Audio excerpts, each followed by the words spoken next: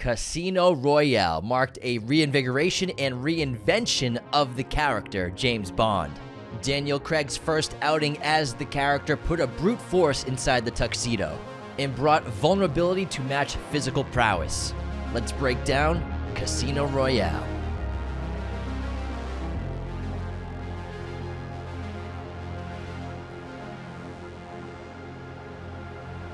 What is up, movie friends? Welcome back to Raiders of the Lost Podcast, the ultimate film and TV podcast, and it's time for an episode on 007 for no real reason other than the fact that we love Daniel Craig's James Bond. We love Casino Royale. I guess maybe we've been seeing him a lot in the press for queer, so he's just been on our minds. But Craig's always on our minds as the epitome of a great leading man in Hollywood, and Casino Royale made him a superstar. We grew up with Pierce Brosnan as our Bond when we were kids. We watched all those movies. We played the video game GoldenEye. We have been Bond fans since we were little. And Craig and what Martin Campbell did with Casino Royale was something special. It revolutionized the character. It changed in so many great contemporary and modern ways the way that action cinema was going because of Jason Bourne, because of Mission Impossible. It was getting grittier, it was getting more raw, and they needed to keep up, and they couldn't do the same old kind of Bond movie when you have Jason Bourne with two films that were huge hits that everybody loved. And so you have to try and compete with that. And because of that, great competition breeds great products. And because of the success of Bourne and other great films like that, that forced the filmmakers of the Bond franchise to be like, let's think outside the box, let's try something new. Let's try to compete with these other films, and they went bigger and better. Some of the Craig Bond movies are my favorite of all time. Casino Royale, man, they started with a bang with this one. Not to mention, Bond movies were getting so fantastical and so outrageous. They were for decades, but some of the stuff, even in GoldenEye with Pierce Brosnan, is absurd. Riding a dirt bike off a cliff, skydiving into a plane that doesn't have a pilot, and then pulling up before the plane hits the mountain is pretty absurd. Is that as bad as surfing the giant wave in No Time to Die, though? Tough, Die Another Day. It's tough to choose. Tough to choose. So Bond was getting absurd. It was getting too fantastical, too unrealistic. And basically what Barbara Broccoli and the producers of this film wanted to do was Batman Begins the character. Batman Begins the franchise and the IP, because with Nolan in that first film in his Batman outing, grounding the character, making it gritty, making it realistic. That's what they wanted to do with this James Bond, as well as reinvent the version of the character, make it a little more Jason Bourne-y, like Anthony says, but bring some vulnerability, but also change the suave sophistication, which is still there as a great charm, but physical prowess, brute strength, a bludgeon versus a scalpel in a lot of ways. And interestingly enough, I didn't even know until when I was researching this episode that Brosnan was supposed to be the Bond in this movie. However, the negotiations with his agent and the producers fell through because apparently he wanted too much money or they wouldn't meet his contract. And so Pierce Brosnan was going to be the James Bond for Casino Royale, but after he dropped out, he was replaced eventually after 200 people auditioning for the role with Daniel Craig. Do you know about Tarantino's involvement? How he wanted to do it, yeah. We'll get into that in a second, but what's really interesting is Casino Royale was actually the first Ian Fleming adaptation since 1979's Moonraker. I think we often, in our heads, think of James Bond movies that are always based on James Bond novels.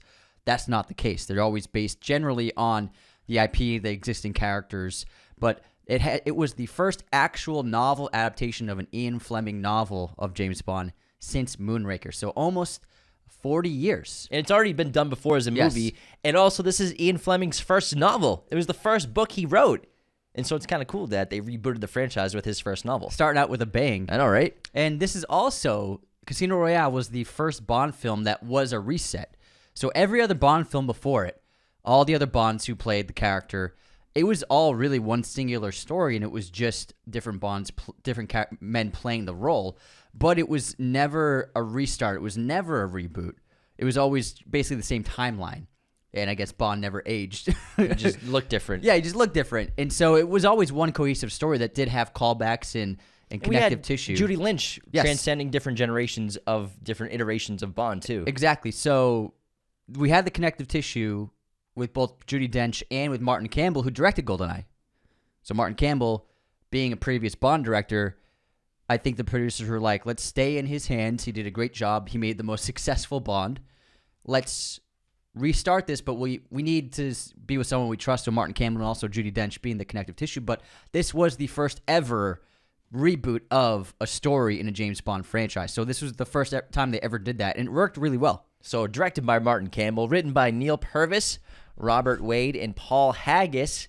IMDb Casino Royale is a banger with an 8.0 with over 700,000 ratings on the website. Rotten Tomatoes, it's a 94% critic score, 90% audience score. Letterboxd, it's a 4.0 on a budget of $150 million. Casino Royale grossed $616 million at the global box office and was a massive hit with DVD and eventually Blu-ray sales is all around the world. Casino Royale is the highest received, I believe, of all the Craig films, even over Skyfall. Really? So IMDb has it as an 8.0, whereas Skyfall's at a 7.8. Letterboxd 4.0, and Rotten Tomatoes 94% critic score and 90% audience score. So highly regarded. And this is a film that it didn't just serve contemporary times, and it didn't just serve new audiences and the younger generations. This also served fans of the IP extremely well, because this is probably, people call it, from what I've read in my research, the most faithful adaptation of an Ian Fleming novel in in the entire Bond franchise. It followed a lot of the story beats, a lot of the characters, everything from the Le Chiffre torture in the chair torture scene. That's in the novel. Like, there's so many elements in Casino Royale. This film, Vesper committing suicide. Vesper dying she does at the it end. differently Yes. in the book, but she still chooses to die. And even that line Bond says on the sailing boat, which we'll get into later on, like, there are a lot of really specific elements to the story and narrative and characters in this film that are actually true to the novel. So this is considered the most faithful James Bond adaptation ever. But what's even crazier is this movie, the Bond franchise now, but this movie in particular actually has connection to Spider-Man. Which one? I'll tell you. So before Sony started making Spider-Man movies, they had the James Bond IP. If you notice, the distribution for this film and the next two Bond films for the Craig era were partially distributed by Columbia Pictures, owned by Sony. That was their film division before they became Sony Pictures, and now they run both. Columbia at the time owned the rights to the James Bond adaptation for the IP for adaptations, and they exchanged it to MGM for the rights to Spider-Man. So MGM maintained the Bond IP, which I think they passed on to Sony for some time. And then Sony nabbed the Spider-Man IP from MGM for the tune of $10 million.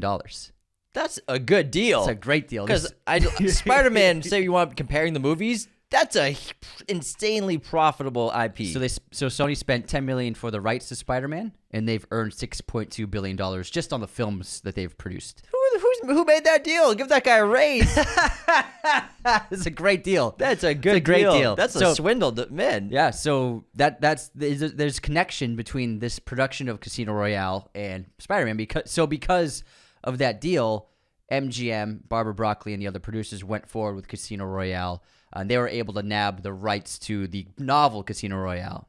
And then they would move forward with this film. Man, MGM could have been making Spider-Man movies. What an L. And then what an L. Then they went bankrupt 10 years later in 2012, and now Amazon owns them. Yeah, Amazon bought them. Yeah.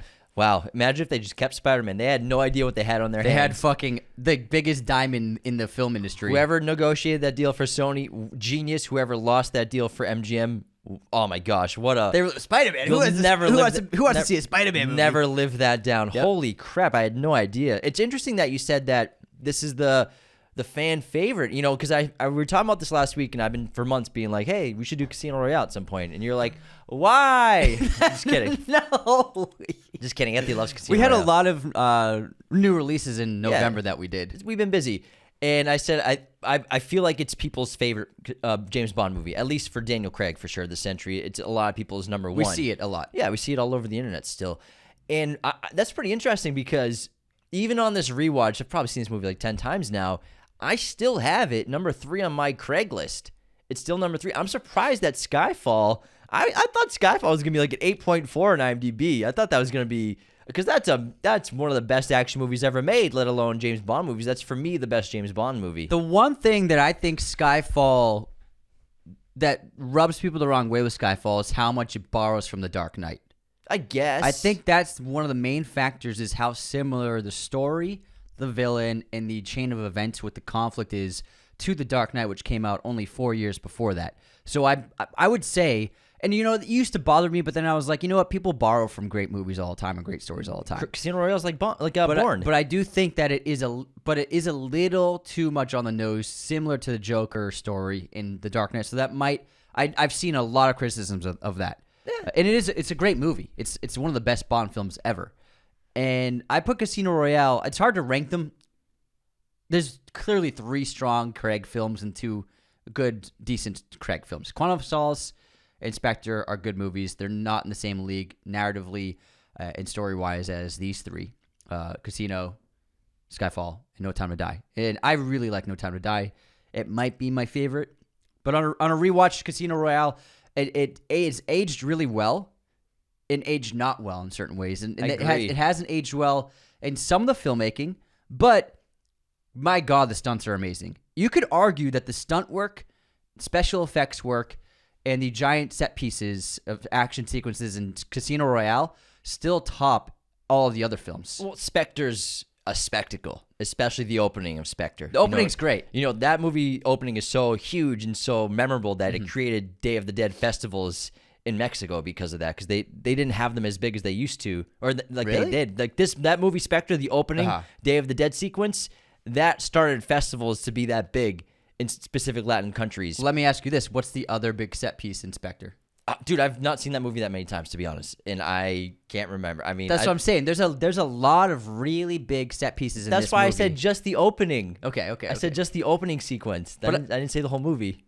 All right, you're right. No, I agree, but No Time to Die, I think, has massive. Yes. I think No Time to Die it's different because the stunts with Casino Royale are incredible, and it's really man versus machine or man versus man kind of stuff. Whereas No Time to Die, they went really unique with the man versus environment, but also the car stunts in No Time to Die are phenomenal. Yes, it's the best stunt for cars. And also the motorcycle riding. Yeah. So I think they're all different. The free running in Casino Royale was insanely impressive and it was hot as hell at the time. But to go back to how you said Casino Royale has aged really well, but also parts of it haven't aged really well, I will say that I love this movie so much, and it's always great to rewatch and revisit. But there are things that I will say I agree with you there, because when you're watching this movie, the best thing that they did with this franchise after Casino Royale was hire really artistic cinematographers and really artistic directors with great creative visions, because this movie at times, outside of the great stunts, it's very safe. It's very, not bland, but some sequences can be kind of plain. The production design isn't blowing your hair back. Not until you get to the third act when we're in Italy, in Venice, in Lake Como, then it's so impressive. But, I mean, if you think about the first act of this movie outside of the black and white film photography, which is freaking awesome, with also one of the most memorable scenes in a Daniel Craig Bond movie with his first kill. One of the opening of this movie is perfect. It's so great. Blew my hair back.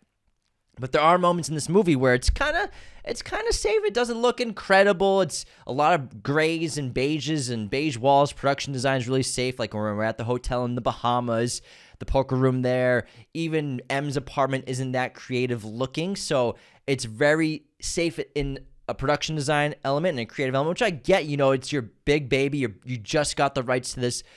Let's play it safe and save our big budget stuff for the third act when we're in international locations, as well as our stunt work. The opening sequence in Uganda, or no, in Mbale. It's in Uganda. Is it Uganda? Yeah, when he chased the chase? Is that in Uganda as well? That sequence is phenomenal, but that must have been very expensive. Yeah, I agree. It's not visually that artistic of a film, and you end up going with, you get Roger Deakins to Hoyte van Hoytema to Linus Sandgren. You get just the best of the best for the last 3 Bond films. It's just an absurd amount of artists and just the great artisans of cinematography of their day. This film, I think that with this first one, they were figuring out what is the new Bond film going to look like. In this film, you obviously go with Martin Campbell, who made a previous Bond film, made a lot of movies in the 90s. You have the 90s style of lighting in a contemporary movie. So some of the lighting doesn't age that well in my sense. That's for me. It's lighting. Overly lit, way too many lights, and you can tell they're big tungstens and studio lights, as opposed to we're so used to now. We're very intelligent audiences now.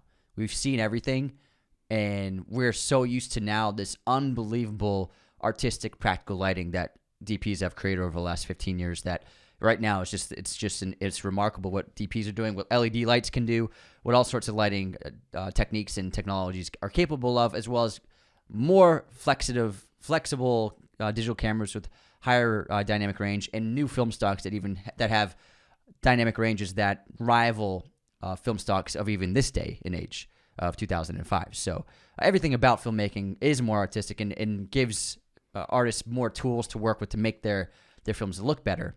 I will say, though, for me, it's not as artistic looking, but I still think this movie is exciting as hell. It's massive. There is an unbelievable amount of practical filmmaking in this. The huge stunt work, the gigantic set pieces, an insane amount of miniature work that I can't wade into. There's miniatures in this movie that when we found them out yesterday, they absolutely blew my mind. I was so shocked and gobsmacked when you showed me photos. Gobsmacked. I couldn't believe it. But cultural moments, real quick. I want to talk about my favorite. This is a movie where you can tell the date because of things in it. So Poker, big time. I mean, obviously it's the Casino Royale novel, but Poker in the late 90s, early 2000s was huge. ESPN, everybody was playing poker. You knew the names of the best poker players in the world. It was so hot. We were all on poker websites. Yes, we were playing poker with our friends as like 19-year-olds. That's what we did. Poker was so culturally relevant. Came out, bro. 15, man, my bad. And then obviously parkour free running, which was blowing up at the time. And then we have early GPS. This is pre-smartphones. 2005. They filmed it in 2004. Bond uses what we call a dumb phone now and has GPS on it. Very crude GPS. At the time, that was like the highest tech there was. It's James Bond. He's always at the cutting edge of technology when he's using for his gadgets.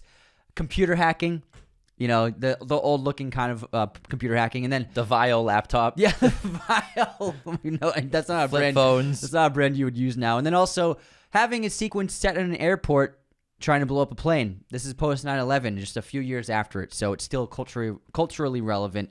And you bet your ass they put that in there for the significance of terrorism at the time. So there are also the body worlds exhibit that came out in the 2000s. That was really hot. But also was really hot. The cell phones, the Sony Ericssons in this movie a couple times, and as well the white as ones, right? Yeah, the white bricks, as well as Ford paid the production £14 million to put their 2007 the model, the Ford Mondeo in this, and the character would have to drive it. So James Bond drives a 2007 Ford Mondeo per the $15 million deal between the movie and Ford. That's what it cost to get Bond in a Ford. $15 million. He gets out of that car pretty quick. Yeah, but that was some good marketing. He gets into his Aston Martin, and they actually destroyed 3 Aston Martins in the production of this film, which we'll get 2 into. Aston Martins in it. Yeah, it's beautiful car. Even back then, it still aged really well. I really want to talk about Quentin Tarantino for a sec, because I was absolutely shocked. I knew from a few years ago Quentin Tarantino offered to make a Bond film, and he reached out to the producers, and he's like, I want to make a Bond film. I want to do a 1960s period piece with Pierce Brosnan.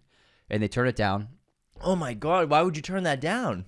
Because then they want to go with big, exciting, yeah. modern. You want new young hot star too, but man, that would have been cool. So after Pulp Fiction came out, Tarantino pursued Casino Royale for his next film before Jackie Brown was made. So he tried to buy the rights to the novel Casino Royale, and he got in a bidding war, ended up losing. But he tried to get the rights, and that he wanted it to be his third film, to be a small-scale, faithful adaptation of Casino Royale. I would love to read a script that he has for it. And he would have set it in the 1960s with Pierce Brosnan again. And also he would have shot it. So the research I found says he would have shot it in black and white, and he would have included narration. So a lot of the descriptions and words and actions written in the novel would have been narrated. And they wouldn't have been playing poker, because in the novel they actually played baccarat. And Bond's played baccarat in another film in the past. So they changed it to poker for Casino Royale, the movie. But he would have made it loyally baccarat like in the game. And Le Chiffre would have been investing into brothels, not in shorting airplane stocks. So that would have been really interesting. It's a shame it never happened, but man, what a fascinating film that would have been. And he probably would have, I think Tarantino just wanted to do it as a one-off. Like, he wouldn't have been wanting to make a franchise, but as just a one-off. That's pretty cool. A Quentin Tarantino James Bond movie. That would have been absolutely epic. Yeah. Maybe one day AI will create that for us in 50 years. Yeah, one of those companies can make it easily right now. But this movie, even though it's a reinvigoration, it has all the DNA you want from a Bond movie, including a great Bond girl, a great Bond, an excellent Bond villain with Le Chiffre, played by Mads Mikkelsen. Ava Green as Vesper is phenomenal. Judi Dench is back as M. Daniel Craig as Bond. But also, I love the opening credits to Casino Royale, which was inspired by the book cover of the novel Casino Royale. And it's so well done. It's so unique. It's taking the elements of cards with these great silhouettes, these 2D animations. Hearts are bullets. They're shooting and attacking people and the fighting in it. It's really interesting. It's really unique. And Chris Cornell, the lead singer from Audioslave, wrote and performed the song for it. I think it was a great opening credit for the first new Bond. Soundgarden too, right? I believe Soundgarden. Soundgarden was his first band, right? And then Audioslave. That's right. Audioslave, he did with the guys from Rage Against the Machine. That's a great band. They knocked it out of the park. And I actually have a really cool fun fact about that opening sequence for you. Oh, let's hear it. So, if you watch closely, there is a flash of Ava Green's face on one of the cards. This is actually the card that shows a combination of two suits, which is irregular because that card doesn't exist. So you see a flash of her face on the combination of the Queen of Hearts and the Queen of Spades. This is a foreshadowing. It's not just a fun little animation. They did this on purpose because this foreshadows her character. The Queen of Hearts symbolizes love. James Bond falls in love with Vesper, right? However, the Queen of Spades, known as the bitch in some card games, symbolizes bad luck. Vesper betrayed James. It was a bad call on his choice. So she fits that perfectly. Yeah, Queen of Spades, it's a bad card in hearts, unless you're shooting the moon and trying to get all the points. But yeah, it's a bad card in a lot of card games. There's a really important person involved in the production of this film that doesn't really get much attention because of his job title, and that's Chris Corbould. And he's the special effects coordinator. He's worked on a ton of Bond movies. He's worked on a ton of Nolan movies. Like, he is Apex Mountain, the eponymous special effects coordinator in Hollywood for big, gigantic action movies. He's in charge of all the action going on in front of camera, whether it be explosions, whether it be buildings crumbling or huge action stunt fight sequences, you name it. He's involved in the engineering. He's involved in the planning.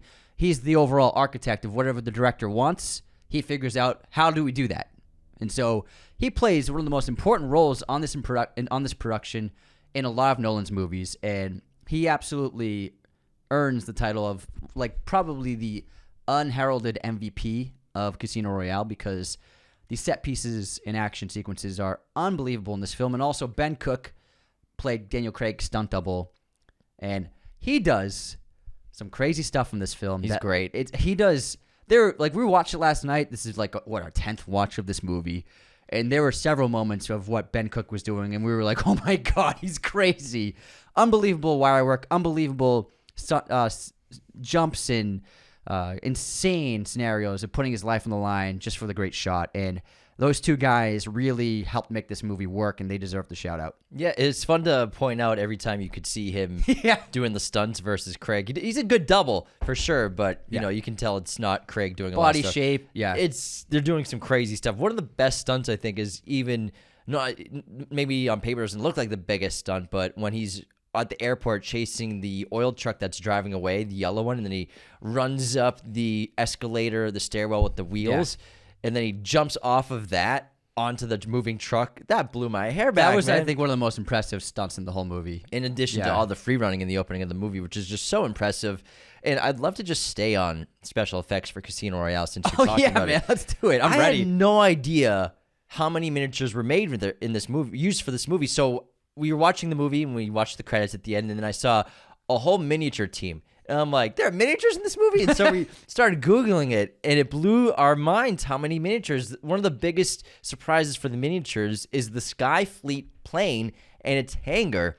The plane sequence where we're at Miami International Airport, and Bond has to stop the Skyfleet plane, which is being unveiled for that day, its first flight, from being blown up by this, not assassin, I guess you could say, but just sort of a terrorist in a way. He's been hired by Le Chiffre in that organization to blow up this plane so that Le Chiffre's stocks will skyrocket after he sells all of his shares. He sold all of his shares and everything. He's trying to short the stock. And then what they did was they built a miniature of this plane in this hangar. And there's these great behind-the-scenes photos of just one of the guys' heads, like, just in front of the hangar for scale. It's really impressive. A lot of the trucks and cars were also miniatures as well, in addition to souping up 747s for bigger shots to look like it was a Skyfleet plane.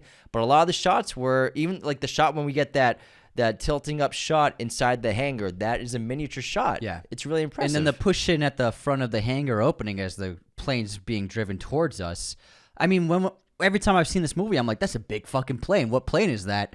And now we know that plane doesn't exist. It was a miniature. Yeah. It was absolutely great because they also inserted a lot of actors and extras into the floor of the hangar, foreground, background, all over the place, and it looked perfect to me. And then the other big miniature in this film, which is a very big miniature, about 20, 30 feet tall, was the sinking Venetian house at the climax of the film. And when we were watching this again, Anthony and I are like, how did they do this? Is this CGI? Because it looks great. It looks incredible. And so they actually built the largest rig ever for a Bond film, with a tank consisting of the Venetian piazza and the interior of that abandoned house being constructed. The rig, weighing 90 tons, incorporated electronics with hydraulic valves that were closely controlled by computer because of the dynamic movement within the system of its two axes. The same computer system controlled the exterior model, which the effects team had built to 1/3 scale the size of the building. So very big. Still, it ended up getting immersed 19 feet in water, which they could sink and bring up out of the water itself. Really impressive engineering and just brilliant, because with this film, not only did they want to reinvent the character, a fresh take, but also they wanted to stray away from as much CGI as possible. Of course, you can't avoid it in a James Bond movie, but let's go back to practical filmmaking. If there's a way to do it in camera, they're going to do it in camera. And I love that mentality. And I think that's been one of the great strengths of the James Bond franchise this century with Craig, is the filmmaking's been really, really impressive, and they haven't strayed away from that practical filmmaking approach. And so the Venetian Palazzo, it was two sets, actually. So the giant rig they built that moved, it tilted back and forth for however they needed for the shot. That was the interior. So they built the interiors, so everything, the gunfighting, the fist fighting, inside that singing palazzo, that was in the Pinewood soundstage inside of it. And they built that within the floor base of that entire studio soundstage. And then the exterior they built outside. And they actually had to wait until the lighting was perfect to match up with the lighting they shot in Venice. So they actually, once they had it built, they had to wait. They couldn't shoot in the first day because it was too cloudy, because they had to match the miniature with the lighting that they filmed in the actual canals of Venice. And that was just, they built the giant pool and built that 1/3 scale model inside that pool, and they were able to sink it there. And Chris Corbould, again, he's the one who engineered this. He designed everything, designed the rigs. They built tanks underneath that one, the exterior one, so that it could sink and they can control it however they want. But it's just, it looks amazing. The CGI in that part is just like, there's a chimney that breaks off the face of the side of the building, and then also just placing it into the shots of the real Venice. That's basically most of the CGI. Sure, there's some dust that they CGI'd in, but that building looks fantastic because it's real. It's really happening on screen. That's not animated, and it makes all the difference in the world. And casting James Bond for a new century, for a new generation, was probably the hardest task of all. Over 200 names were considered for the role after Pierce Brosnan dropped out. However, director Martin Campbell has basically said that only a handful were really actually seriously in contention for the role. Besides Daniel Craig, Henry Cavill was in very serious contention for the role. However, they felt that at 22 years old, he was too young to play James Bond. And, you know, they probably have a point there. How can a 00 only be 22 years old? Because a 00 is a special agent, an assassin. and you have to at least have, I'm guessing, special forces training, which takes years to go through. So it makes sense, I guess, for Henry Cavill not to get the role, but it's just bad luck. Maybe if he was 5 years older, we would have had 6 movies of Henry Cavill being James Bond because he's just so perfect for the role. Dougray Scott was considered. Carl Urban was also considered, but he was unable to make screen tests due to filming commitments, so he couldn't do it because of scheduling conflicts.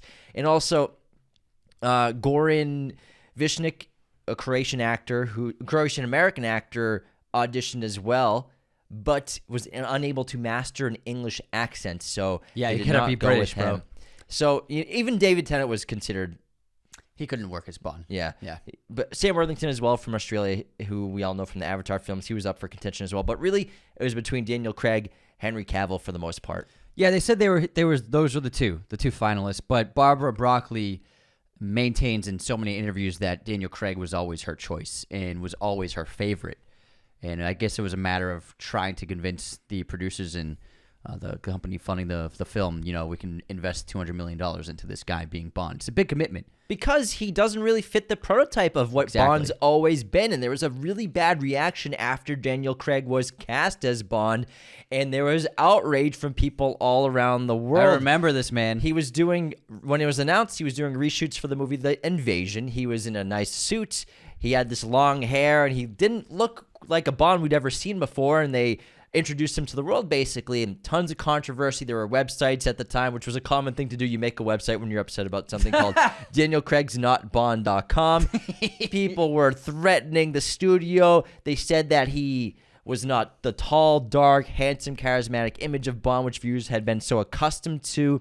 And Craig got such a negative reaction that he was even asked by people to potentially dye his hair brown for the role and keep it long, but he said it was out of the question, and even suggested a shorter haircut to emphasize a brutal appearance of the character. He looks better with short hair than he does with long hair. Way better, yeah. Especially as Bond. Not that he doesn't, I mean, he's got long hair now and he looks great, but he's in his 50s now. He looks great with the short hair. Yeah. And then, ironically, he becomes many people's favorite James Bonds of all time. Even Roger Moore wrote a great reaction to Daniel Craig. He said, Daniel Craig impressed me so greatly in his debut outing, Casino Royale, by introducing a more gritty, unrefined edge to the character that I thought Sean Connery might just have to move over. Craig's interpretation was like nothing we'd seen on screen before. Jimmy Bond was earning his stripes and making mistakes. It was intriguing to see him being castigated by M, just like a naughty schoolboy would be by his headmaster. It's a great analogy there. The script showed him as a vulnerable, troubled, and flawed character, quite the opposite of my Bond. Craig was and is very much the Bond Ian Fleming had described in the books, a ruthless killing machine. It was a Bond that the public wanted. I think that, and again, when we talk about this fact, really surprised me that Moonraker was the previous Ian Fleming adaptation, and even that one, from what I read, I've never read that novel, but I read it today. It is very loosely based on the Ian Fleming novel. And so the 80s and 90s informed audiences of a Bond that maybe wasn't entirely accurate to Fleming's writings. And a Bond that maybe we all think this is what Bond is supposed to be. And people like purists or supposed purists are like, Craig's not my Bond, or they're ruining it, they're messing it up, and it's just like, you never read the books. You never read the books, and maybe the 90s and 80s they've been not getting it right. I mean, audiences obviously love the character, but like, I don't think that Ian Fleming ever wrote James Bond driving an invisible car, or sky surfing off a giant wave in Antarctica. I doubt that's in an Ian Fleming novel. And so when you factor in the fact that Moonraker was the last actual adaptation and not even that was faithful, this seems to be like, if it's so accurate to the book, and Daniel Craig, obviously controversial pick, not what people expected, but once they saw him on screen and once they saw what this film was, the tone of it, the approach, the more severe attitude, still, we still get the giant stunts, we still get the huge action, we still get the sexy girls and the espionage and extremely exotic locales. But the tone of this is no longer camp, it's no longer fun, it's serious because the world can be serious, especially if you're dealing with these kinds of villains, these kinds of conflicts, earth-shattering stakes in some of the films. It is, and again, after Bourne comes out, you can't make a GoldenEye again. You just can't do it. You can't do Die Another Day. It's not possible. It will look like Batman and Robin compared to Jason Bourne. So you have to change it up. And Craig not only was just a great Bond, but he was the perfect Bond for what they were going for. It really was like two forces of nature came together. It was the producers and what they wanted to do with this new Bond franchise, and then Daniel Craig really fitting that position perfectly. And, Henry Cavill, I think, would have been a fantastic Bond, but this is only a couple years after Monte Cristo, and he looks like babyface in Monte Cristo, even though I think he was like 18 or something. So obviously way too young. Maybe if it was Immortals type age when it was 2011, I think Immortals, he probably would have been perfect for the role. But Daniel Craig was phenomenal, and he defined the character in a new way. And for the future Bond, for the next iteration of the character, which I'm sure we're going to get announced very soon, sometime in the coming year of 2025, we'll find out who it is. Is it going to be Aaron Taylor Johnson? He's been playing pretty coy in interviews for Craven, so we'll find out. But I think that if you want to do Bond again, don't make it as gritty and serious as Craig's. You can kind of throw in a little bit more fun. I think that Marvel and a lot of other big budget movies and studio blockbusters have shown that a little bit more sense of humor and sense of fun can work if it's well written. So I think that you can have maybe a little bit more fun, but don't do the same thing they did with Craig. If you get for the next Bond, don't just make it feel like, oh, it's just the same movie, but not Craig anymore. A continuation of the same kind of character. Exactly. Yeah. I think they will go a different route, obviously, with the tone, because Taylor Johnson's a completely different actor than Daniel Craig, and obviously younger now and sleeker, hotter. He's a good-looking guy. If it is him. I'm sure it is. He's the perfect age. He's British. He looks just like James Bond would with the tuxedo. You know what I mean? He looks great in a tux. But also, something that I think they got right with Casino Royale, compared to many of the previous Bond movies that came after, it wasn't about the end of the world. It isn't Bond saving the world. There isn't a nuke going off. There isn't a ticking clock to stop a bomb. There is a ticking clock to an extent for sure. But it's more just going after just a bad guy who's not out for world domination. Le Chiffre is out for immense wealth, and obviously he's trying to cheat the system and become filthy, stinking rich. There is a connection to a larger organization that wasn't called Spectre yet, but they didn't have the rights to Spectre. Oh, is that why we don't hear it? So we don't hear Spectre in the movie because they didn't have the rights to it. But that organization that controls everything, the man with the suit, Mr. White, works for Spectre. We eventually find out later on throughout the course of the franchise, which I also like how they're all connected. But it's not one man trying to stop the world. It's one man just trying to stop a bad guy with the help of some friends. And he's not really that great at it. So this is the only Bond film where he fails at everything. A lot of stuff. He fails at a lot of stuff. So Bond, he doesn't get any information from Le Chiffre. Le Chiffre dies before giving any information about the organization he works for. Same with the bomb maker in the opening. Yeah, which would have been Spectre. Bond lost all of the money he won from the poker game. So England never got their money back. 150 mil. Yeah, for the $10 million buy-in and then the money that they hoped to take away. And then Vesper died without providing any information about who was behind everything. So he didn't do that great, but he did win the poker game. He stopped Le Chiffre. And the thing is, the poker in this game, if you're not a big fan of poker or you haven't played it that much, they made it very simple and easy for an average person to follow. Yes, these hands are ridiculous. It's full houses and straights and straight flushes and four of a kind. Like the winning hands are pretty absurd in this movie, but that's done because not everybody plays poker. Not everybody knows the intricacies of the game, and also you want to make it easy for an audience to watch this unfold and to recognize things. Everybody can recognize a four of a kind. Everybody can recognize a flush. I mean, even if you don't really know how to play poker, when you look at it, all those five cards look the same, then that's probably a good hand. So they purposely made the film's poker games and poker hands very simple and kind of like ridiculous how many crazy hands there are. Well, I mean, we're playing poker for like 20 hours in this movie, but we really see it fast forwarded in a lot of ways. Well, no, yeah, but I'm saying, I got this from a Maz interview. I'm saying, no, yeah, I agree. Yeah, I'm saying like the big winning hands are always like a huge kind of hand. Yeah, sometimes it's just like a two. Exactly. A pair. Yeah, sometimes it's someone losing a bluff to like a 2 pair, but in this movie, it's a full house. It's a 4 of a kind. You know what I mean? Mathis seems to be the guy who's sort of translating the situation in he's the play-by-play. In layman's terms, for people watching the movie have no idea how to play poker or Texas Hold'em.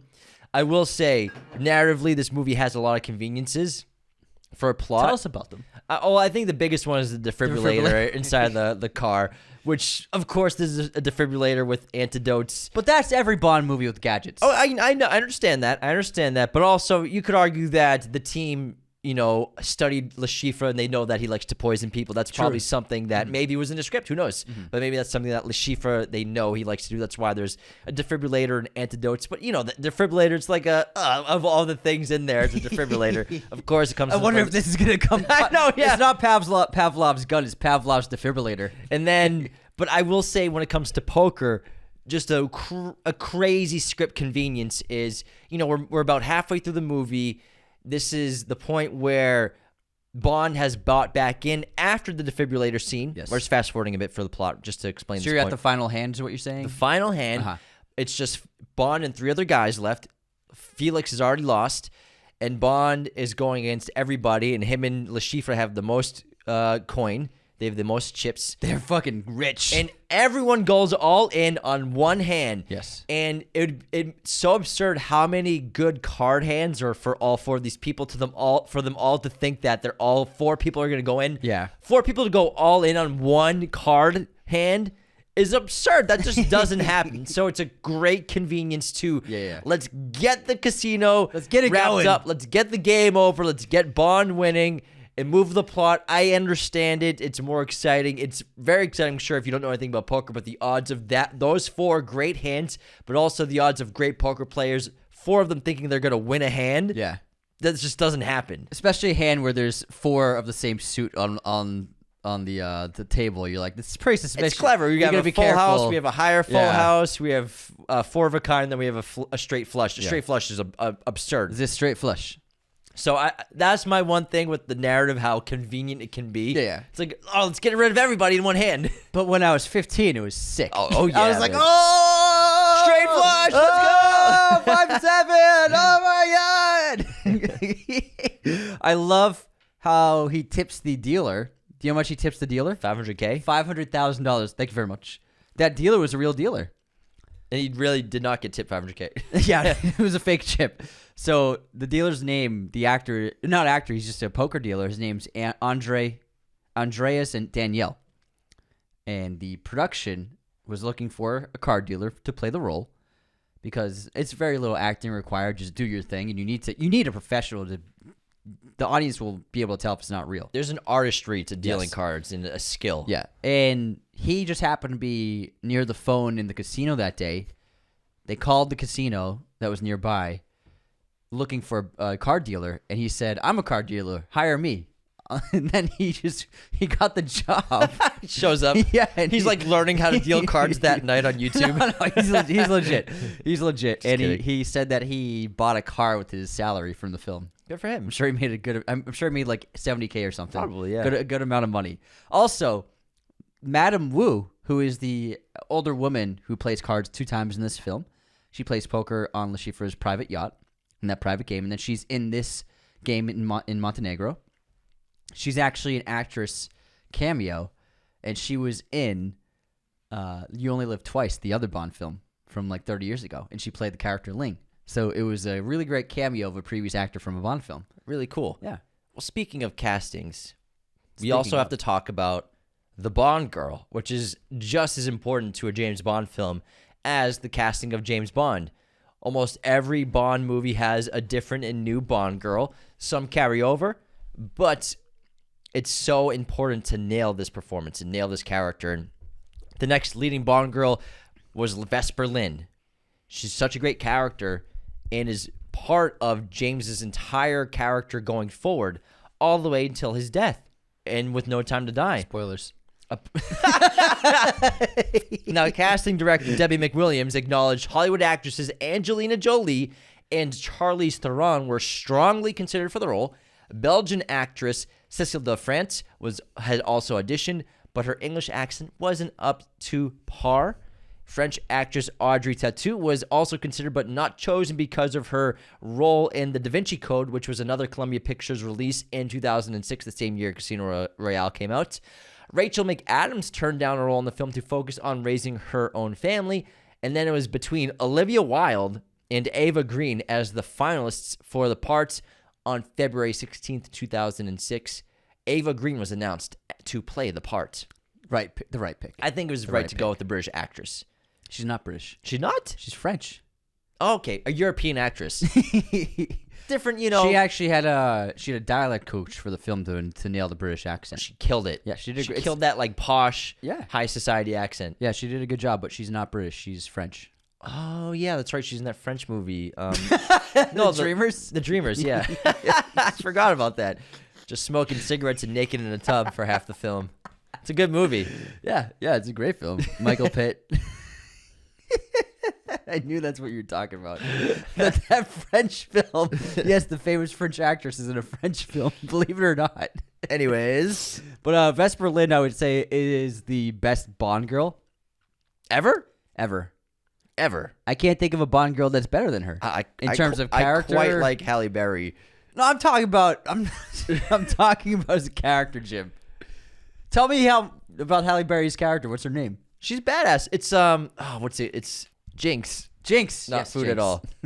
I think Jinx is pretty dope. No, yeah, Jinx is great. She's a badass. But I think that Vesper's a really incredible counter to James as someone who challenges him, someone who intellectually puts him down at times, someone who spars with him emotionally, and someone who isn't obviously immediately taken by his charms, by his looks, by his sophistication, and his suaveness, and someone who has a wall up. Bond girls don't always have a wall up as intensely as hers. And he really has to earn her love, and he has to do some crazy stuff just to prove himself to her. But I think Vesper Lynd is the greatest iteration of the Bond girl archetype that we've seen so far. And I have not seen every Bond film, but from all the ones I've seen, which are quite a few. I think that she's just the most interesting character put on screen opposite James Bond for a Bond girl. I think she's phenomenal. Yeah. She's probably a fan favorite, I guess. Absolutely this century. Yeah, I still think I prefer Jinx over her. What's your favorite Jinx scene? It ain't the ball. The ball? The ball. The ball? Yeah, the ball. The gala. Can you explain? The gala. I keep asking you ball, and you just keep saying the ball. Like gala, ball. Okay. The nice event with fancy dresses and Thank suits you. I and thought you tuxedos. meant like an actual ball. No, the ball, the gala. I get it. Use a different word. Explain one of these Jinx scenes. I'd Well, love to hear one. My favorite's the beach scene. Come on. Not Halle Berry wet walking out of the water. They do it to Craig in this movie. I'm not saying. I'm just saying. Give me a Jinx scene that makes you like her so much. The ending. She's she's suited up and they're on the plane. She's a badass. What about it? What is this? A million questions about me and Jinx. I'm just asking you to describe one series of events. But your motives are so negative. No, I'm just trying to understand. No, your motives are so negative because you can't believe I like a different Bond girl than Vesper Lynd. No. And you're trying to bring me down. I'm not trying. I'm just trying. Oh, well, why don't you describe your favorite moment with Jinx, Jim? Let's talk about it. If you like her so much. Yeah, I'm just trying.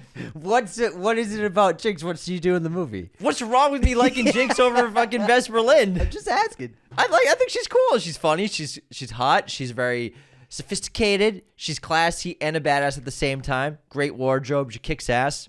All right, nice. Jeez Louise, a million questions on why I like Jinx over here. Fucking hell. Did you know that they were trying to do a Jinx spinoff? That would have been cool. Yeah, they were working on that. Yeah. It never obviously came to fruition. Plus, but they were she's planning an American Bond girl. That's right. Denise Richards, Jinx, Halle Berry. And then, yeah, Famke Janssen. Is she American? Famke? Yeah. Maybe. Something I'm like not sure. I'm not sure. But I think Ava Green was great.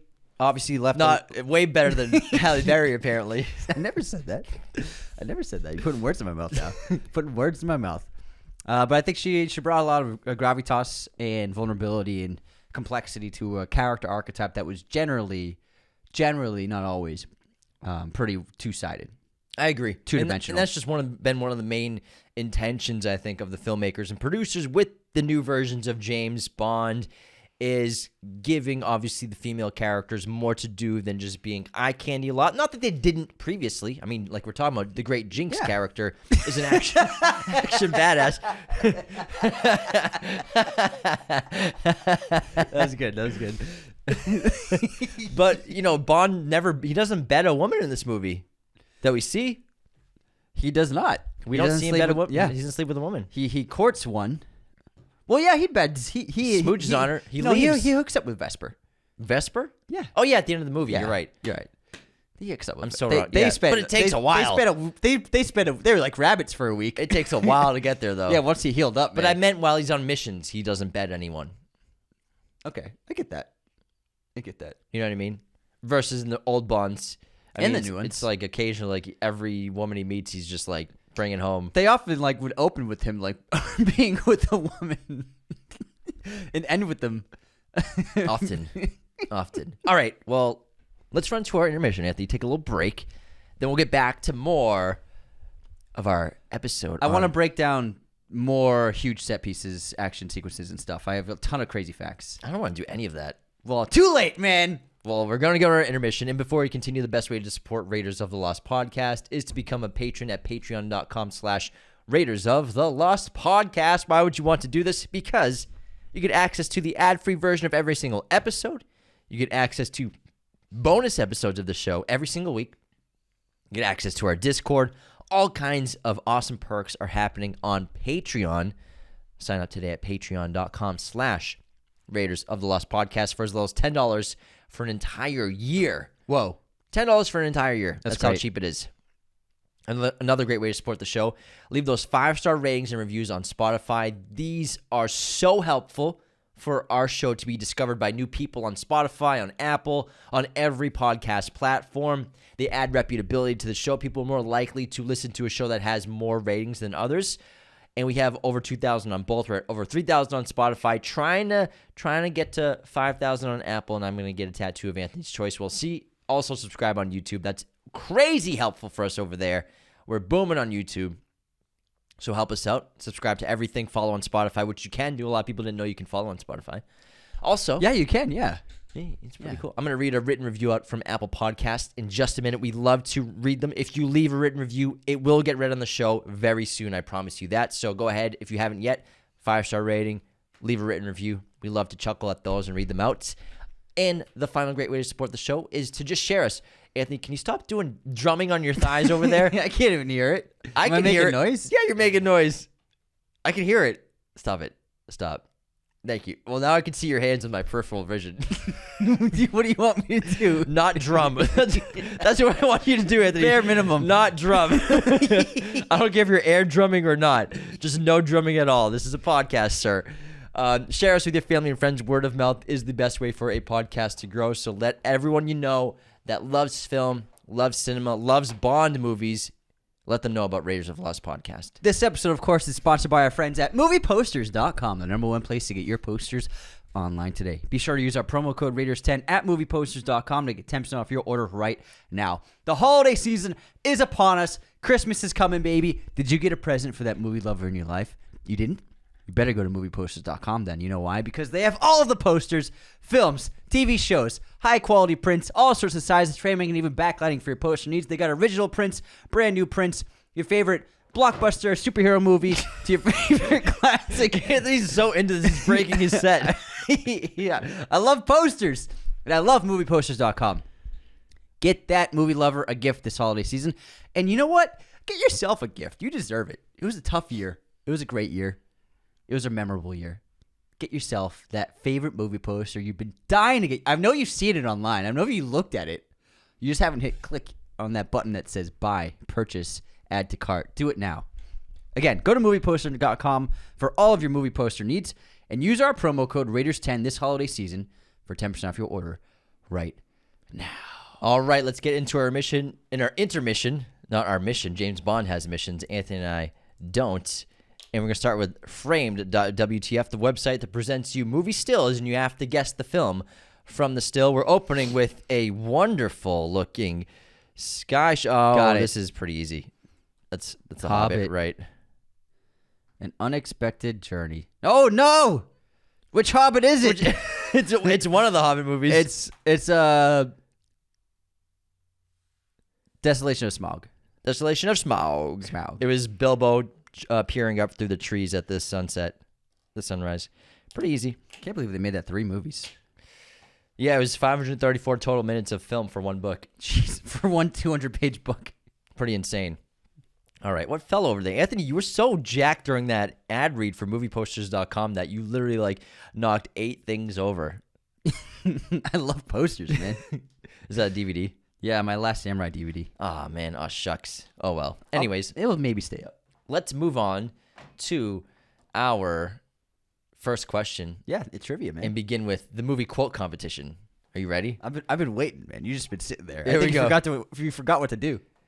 Here, I'm going to do it. Okay, I'm going to tell you. You had the talent to become a good fighter. But instead of that, you became a leg breaker to some cheap second-rate loan shark. It's a living. It's a waste of life. That's Mickey and Rocky. Yes, sir. Yes, sir.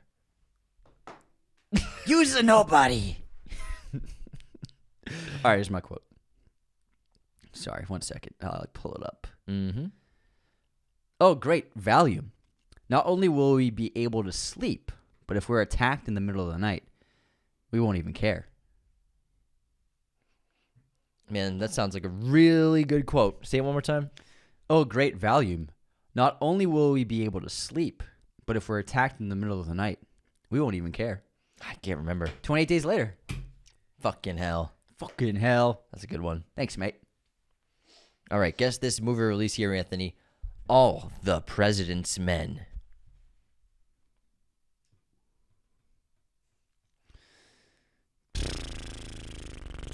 1978. He's 2 off. 1976. What a great year.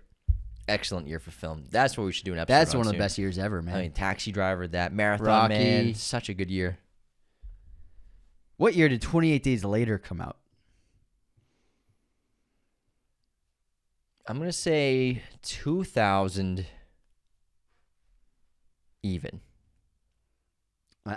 2002. Plus 1, 2. For bonus credit, what year did 28 Weeks Later come out? 2008? 2007. One off.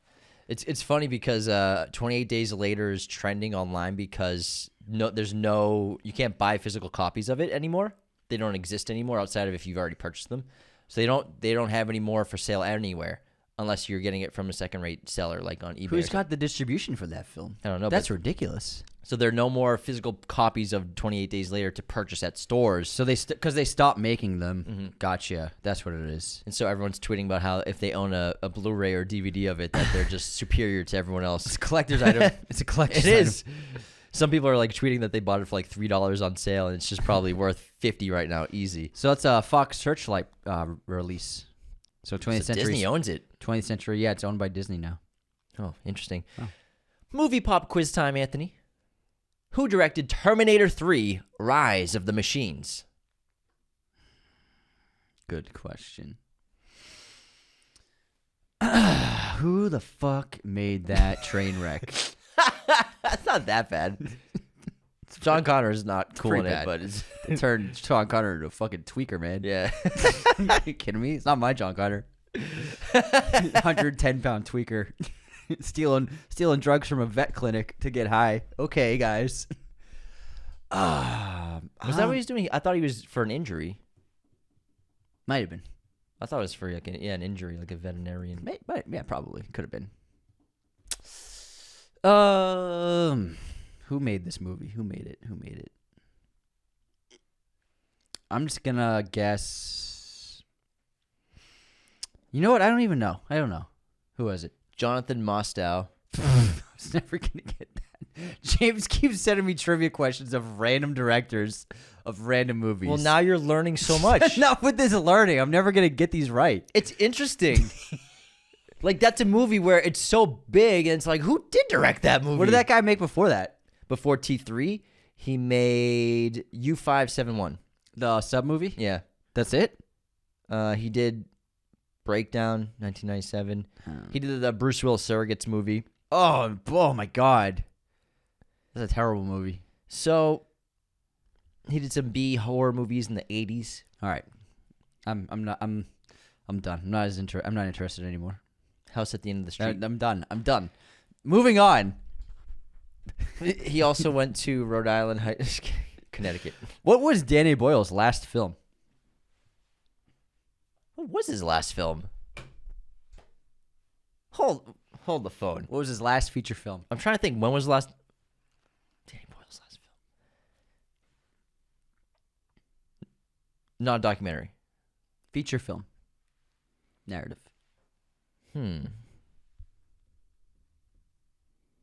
Oh, it was T2, Trainspotting 2. Was it? You tell me. You're the one who came up with the fucking question, bro. Did he direct that? Yeah. Well, I'm just double checking that I'm right. I was wrong about something on IMDb last week. Hold on. Yeah, he did direct that. 100%. He directed that? 100%. He did not direct Trainspotting. Yes, he did. T2 Oh Trainspotting? yeah, he directed Train. But it's not his last one. Okay. He's Not made his last something one. since that. That was 2017. Yeah. That's a while back. I don't know why I thought T2 was like 4 years ago. Yeah, that was 2017. I mean, it was only 7 years ago. I know, but it's still a while ago. Yeah, but you were in your 20s. No, back then. you thought you just said I thought it was like 5 years ago. It was like it's only 7. It feels like Get it. Answer the question. I don't know. I don't know. Yesterday, Oh, right. 2019. I like that movie. I like that movie too. It gets a lot of hate. Dawson hates it.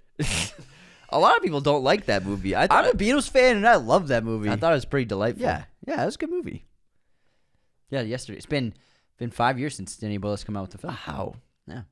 Yeah, and then before that he did Trainspotting, and then before that, Trance. What the hell is Trance? That's like a psychological thriller mindfuck movie. Never seen that. It's great. James McAvoy. McAvoy's in it. Oh wow, Vincent Yeah. Castle. We're gonna have to check that out. It's really good. That's pretty cool. All right, next question is Next question. actually no. Who do we have for haters and unsubscribes, Anthony? Yeah, James is again forgetting how we run this podcast. Let me pull up a written review while you do that. All right, first up, we got. Oop, that's my bill. Hold on. Okay, That's your bill. Pierre H2K on our news episode. Mission Impossible Dead Reckoning unsubscribed. I think I didn't call it Final Reckoning. Ben Tucker. Tropic Thunder. It's 400 years. Unsubscribed. Did you miss the crawfish scene? We kept saying, for 300 years. For 400 years. 400 years. Yeah, I got you. Also, just as a great comment from Rio Mojo. I showed my girlfriend Tropic Thunder a couple months ago. She absolutely hated it. I'm with the new girl now. Come on, yeah, that's a good sign. Like, if your spouse or significant other can't laugh at movies like that, Yeah. it's gonna be a long life. Yeah. It's going to be a long, unbearable You're definitely life. hitting the grave before them. Next up, Eli Thomas on Tropic Thunder. Okay, unsubscribed, fart faces. Why don't you take a big step back and literally screw your own face? I'm talking scorched earth, unsubscriber. I will massacre you. I will screw you up. I will fuck you. I will end you. Thanks, Eli. Next up, you're going to like this one. Dan Beard. Oh, sorry. Dan Beard. You know what? That's a tough name to say. I will give you that. It kept throwing me I off. was about to roast you, but you know, I probably would have stumbled at that. Dan Beard. Ah, James. So confident. It even said to avoid being unsubscribed. It's the 15 fists of McCluskey. When in fact it's the 14 fists of McCluskey. Therefore, we must all unsubscribe. At least I got the fists right. Anthony said fingers. Watch out for McCluskey's fingers. The 5 fingers of McCluskey. You know what happened was I was thinking of Gangs of New York when he makes a fist with his palm. Sure. In each neighborhood. Hey, you were the wrong. You're the one who's wrong now, man. You see that he turned right to me. He was wrong, and then he was like. I was close enough. I was one number You were off. playing shadows, and you were like hiding away from that. Playing one. shadows? Yeah, you don't look at me. Anthony was wrong. Admit it. For sure I was. Yeah, I'm putting all Thank the blame on you. Absolutely, I throw you under the bus for that. All right, Joshua Patrick on the Django. America has the best scenery in the world. Have you boys never left America? Unsubscribed. I stand by that. I stand by it. It's a big, beautiful country. Look up some videos of the beautiful nature of America. It'll blow your fucking hair back. Well, I think the point you were really making is it has every kind of landscape and climate ever. Yeah. Dense forests, deserts, bone dry, beautiful beaches, everything. You can make a Dune movie in America. You can make a mountain climbing movie in America. You can make a jungle movie in America. Shot Star Wars in America. Yeah, man. Yeah, Star Wars in Northern California, outside of Eureka. Yeah. Calvin. Those redwoods. All right, next up, Richard Kochka. James didn't know the Patriot quote. No! Before this war is over, I'm going to kill you. I didn't think I was going to have to, but I will unsubscribe. Sorry, guys. Yet again. I haven't seen that movie in a while. Excuses. Here come the excuses, guys. I'm just saying I haven't seen it. Here come the excuses. It's not his fault, guys. I take responsibility. I'm not saying it's not my fault. I'm just like, I'm sorry. It's been a minute. All right, also on Django. Django? Django. WKU. Schultz put DNA in the tooth? You said DNA, not TNT. You meant to say TNT. Did I? Yeah. DNA? I think you meant TNT. What a booming error. I thought I said dynamite. You said DNA. Oh. Did you get it? What a booming error. For that, I will unsubscribe. Explosive mistake. Yeah, exactly. That's great. Build Home. We made a post about Denis Villeneuve getting snubbed for Dune Part 2. And he wrote, sci-fi is like a cancer to awards for some reason. True. Facts. Looks like it's time to unsubscribe from the Golden Globes. Tyler Schweitzer. James and Anthony. Django Unchained is the best modern Western. No Country for Old Men. Am I a joke to you? Unsubscribed. We did completely forget about No Country. It's not that we forgot about No Country, but when you're talking about like the DNA of like a Western, pure Western, like a pure Western, I think Django operates as a better Western than No Country for Old Men. Yes. You know, No Country is a Western, but you know, it's like how people make the argument that the Batman is a better Batman movie versus many of the others in a lot of ways, which I understand that argument in a lot of ways. But that's what I mean by Django. It has all of the elements of a Western, you know, where in that era of the late 19th century. The Wild West. Pre-Wild West, Wild West at the time, yeah. And then also so many shootouts, stuff like that. I won't go into detail, but I think that's what we were talking about when we said it was the best one. Yeah. All right, next up, One Coven. I love how good you guys are at flowing between topics. It works really well for a podcast.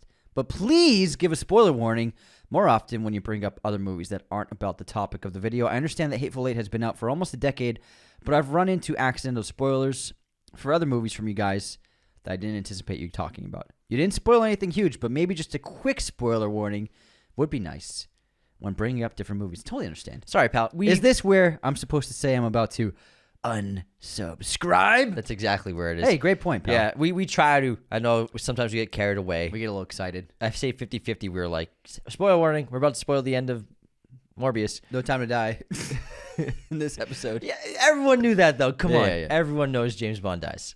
Spoiler warning. Again. You spoiled it twice, guys. 3 times now. All right, next up, Jai Kaminsky. Didn't know DNA was explosive. Okay, I definitely said unsubscribed. Definitely said DNA, not dynamite. Zach Billings. It's the 14 Fists of McCluskey. Unsubscribed. Oh my god. Oh, that's good. That's it. We're caught up. All right, we have a long 5-star written review. The longer, the better. From Dawson, not like the creek. That's such a great username. Dawson, not like the creek. Django Unchained episode, 5 stars. Just watched Django over the weekend so I could listen to this episode and have a recent memory of it all. Not that I need a reason to watch this masterpiece. Love how in-depth you guys go into these reviews, not just breaking down scenes, but also sharing fun facts and behind-the-scenes stories that I'm not usually aware of. Typically, whenever I watch a movie, I come straight to Apple Podcasts and search that movie to see if you guys have reviewed it because I love to hear someone who knows more about these films discuss them. That's so cool to hear. Yeah. It's not just entertaining for me, but also informative as I'm aimed to become more knowledgeable about the film industry and everything that goes into making a movie, as well as just the creative process behind it all. That reminds me that the other day someone asked if we'd done an episode on Driver. They said you guys should do an episode on Drive. I'm like, we did an episode on Drive 3 years ago. So if you're ever curious if we've ever done an episode, just Google Raiders of the Lost Podcast or search Raiders of the Lost Podcast in whatever app you listen to with the movie, and you'll find it. Chances are we've done it. Like we did Drive in 2022. You guys have helped me rediscover my love for movies in these recent years, and I look forward to listening to these episodes every week as they help my workdays fly by, while also giving me a few laughs as you two will banter with each other or just randomly start quoting movie scenes. Keep up the excellent work, because if you don't, I will have no choice but to unsubscribe. We've already done a bit of bickering in this episode, so hopefully Dawson's happy so far. Thanks, Dawson, not Creek. Dawson, not like the creek. Thanks for the wonderful 5-star written review on Apple Podcasts. If you leave one, guys, I will read it out loud very soon, I promise. That's great. That was a great review. Super funny. All right. Anthony, what is your streaming recommendation for this episode? My streaming rec is The Iron Claw and Max. Oh, good pick. Thank you. What a devastatingly tragic movie. My streaming recommendation is Ad Astra on Hulu. A very underrated space movie. It's good. I like it a lot. I think it's great. It's very slow. It is meditative. Meditative. Great visuals, though. James Gray. I love the moon stuff. He's a good director, but his films, always a slow third act. Yep, it's a bit slow of a third act for sure. Yeah. It is. Now, let's get back into Casino Royale. There are so many great things about Casino Royale. It is a wonderful Bond film. However, there is a reason why I can't put it as the best, because there are some things missing from this movie that essentially you want in a Bond film. And we have some things missing. There aren't really any gadgets in this movie. We get the defibrillator. That's more of a practical life-saving device and not really a gadget.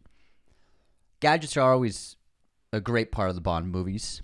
They obviously corrected that with next installments, but the lack of a gadget or gadgets... Q branch doesn't exist. Yeah, so again, Q, there's no Q in this movie. Q has always been the quartermaster. A part of the tradition and joy of Bond movies is the interactions between Bond and Q, the fun technology that he's cooking up. And we get that with Ben Whishaw, who ended up being a really great young version of Q. There's also no Moneypenny in this movie. Moneypenny is always a consistent character in Bond films. He even has a past relationship with her. In some of the movies, the Pierce Brosnan one, she and him have a little bit of a past. Naomi Harris ended up filling in those shoes for Moneypenny. I think ultimately this film, they had a story set and a plan for the narrative in mind. There really wasn't any room for anyone else. And that's okay, and it works. However, those are some Bond elements that, make it feel... It's a part of the DNA, essentially, in a Bond movie. To have Q, to have Moneypenny, to have some kind of fun gadgets, or gadgets at all. I agree. And I've never read the Casino Royale book, but I'm sure this is a very faithful adaptation. I don't know if Moneypenny or the gadgets are in it, but I do miss the gadgets in this film when I watch it. But what it does do a great job of is having phenomenal action. The stunts in this movie are outrageous. Even the opening fight scene in the bathroom is really impressive, and we saw something similar later on, several years later, with Mission Impossible Fallout with an even better bathroom sequence. But the action in it's really great. It's also a very clever way to get the shot of James down the barrel of the gun for the end of the opening shot and of the opening sequence. Then we have the sensational free running of... can we just talk about the bathroom Oh, yeah, scene for real sure. quick? Yeah, you're moving so fast. No, I'm just going through the big stunts, but yeah, sure. Yeah, let's break them down. Break them down. I think the power of the bathroom scene is how unexpected it was, how jarring it is. It's black and white. It's 16 millimeter. Is it 16 mil? Yeah, definitely. It looks like It's either 16 or it's a very grainy 35 mil. I still think it's 35. It might be 35 with just a very sensitive film stock. Yeah. But it's extremely grainy because when you compare it with the 35 millimeter shots in the other black and white scene, that stuff's very crisp. Yeah. I think it works because it's such a gritty scene. Yeah. It's his first murder. It's dirty. It's gritty. It's messy. And I think the film grain adds so much to that. And people point to the parkour chase as being like the big Bond entrance for this movie, but for me, the bathroom scene is. Yeah. And again, it's free running. It's not parkour. Sorry. Yeah, different. And the bathroom scene was just like, we hadn't seen anything like that in a Bond movie before. How raw, how visceral that fight is. It's brutal. It's very in your face. It's crazy camera work, very much handheld. And you feel the power and the violence in that movie, in that scene. And you've never seen that in a Bond movie before. And on top of that, artistically so well done, shot in black and white. You know, they're coming right off the gate before we even do the song. This is different. You know, this is not GoldenEye. This is not Die Another Day. We're grown-ups now. This is Jason Bourne. This is Jason. This is Jason Bourne. it's great. And I love the second kill. I think it's a really incredibly powerful opening. Then the music starts, and then we get the free running sequence, which again, I want to break this down because it's so epic. It showed the prowess of this new James Bond. It showed the physical dexterity and magnetism of Daniel Craig, who looks great fighting. He looks great doing stunts. And again, there's a stunt man, Ben Cook, did a phenomenal job in this sequence in particular, with the jumps, with the leaps, with the fighting, with the wire work. There's so many incredible moments in this sequence. But I really just think this was such a great way to open our new Bond story. Plus Sebastian Foucan, who's the other free runner in the opening sequence, does a phenomenal job. So, do you know about Sebastian Foucan? Sebastian Foucan, I don't know about him at all. So, Sebastian Foucan, who plays Malaka in this sequence, the guy that Bond's chasing, he's actually considered the inventor of free running. That's so cool. And in turn, like one of the creators of parkour. He invented the sport while he was with his friends as a teenager, and they became their hobby, and again, and then their skill, and they turned it into a sport. So he is like the OG original parkour freerunner in the world, and they got him for the movie. So the writers of this film, they were thinking about what we can do that's exciting, that's different, that's trendy, and they saw this documentary that was about free running, and one of the guys in the documentary, the leader of the group, is Sebastian Foucan. And they brought that to the producers, and they were like, let's get this in the movie. So they hired him for the role. But he is like the inventor of free running. And what I love about that sequence, too, is we showed two different kinds of characters. Both are hitmen, both are assassins, both do crazy, terrible things, but they're both highly trained and skilled.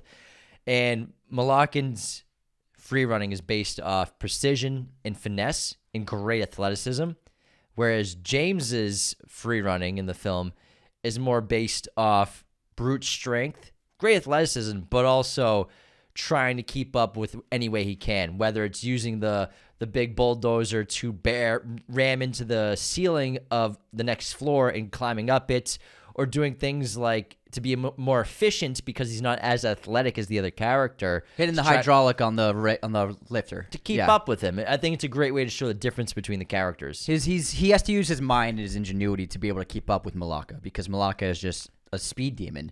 And what he does in this is insane. So one of my favorite moments in this entire sequence is what you just brought up, the digger. And the digger crashes into the concrete, right? And concrete starts spraying like a wave, like an ocean in a wave of concrete as Malaka runs away. And James nearly gets him, but Malaka gets away. That looks so good, and there's no CGI at all. There's no visual effects in that shot at all. The way they did that was, that's a real concrete floor, and they really drove a digger through it, and the shovel breaks through it. However, it's not actually concrete it broke through.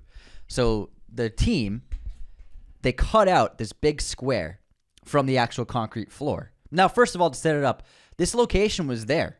They did not build this building. This building. It's not a building. It's actually a transformer. It's not. It's like a frame of a building. So that's why it was actually a hotel that was under construction but then abandoned. The project, for whatever reasons, it halted years before production. And the producers, when they were scouting locations in this country, they saw it and they kept it in the back of their minds. And they're like, for the scene, we need a construction site, but we don't have the money to build an entire one. So they went to this abandoned building. It was just the bare bones foundation and basically concrete skeleton of what would have been a hotel. And then they brought in a ton of gear, brought in a ton of equipment. Like they built the red beams, the iron beams. They built that for the movie because all there was this concrete skeleton of the building. So that's real concrete. So for this digger to crash into the concrete, what they did was they cut out a big square along the edge of the concrete for where they wanted the tractor to hit. And they filled that in with breakaway cement so that the truck was able to slam into that certain portion of the concrete floor, but it wasn't real concrete right there. It was able to easily break through the breakaway material, and it's all real. You see it flying up as debris and smoke and everything because that's practically done in camera. Really clever stuff. We also get a great opening for our main villain in this film. It's in the Uganda sequence before this, where Le Chiffre shows up to what looks like a rebel leader's base, and this rebel leader gives him $100,000 in cash, $100 million in cash. And $1 million. Sir, it's $1 million isn't really worth that much anymore. $10 million? Austin Powers soon? I think it's a good idea. And it seems like Le Chiffre basically is a guy who holds onto your money, helps transition it cleanly to other areas of the world internationally to probably, I'm assuming, clean your money. That's my guess.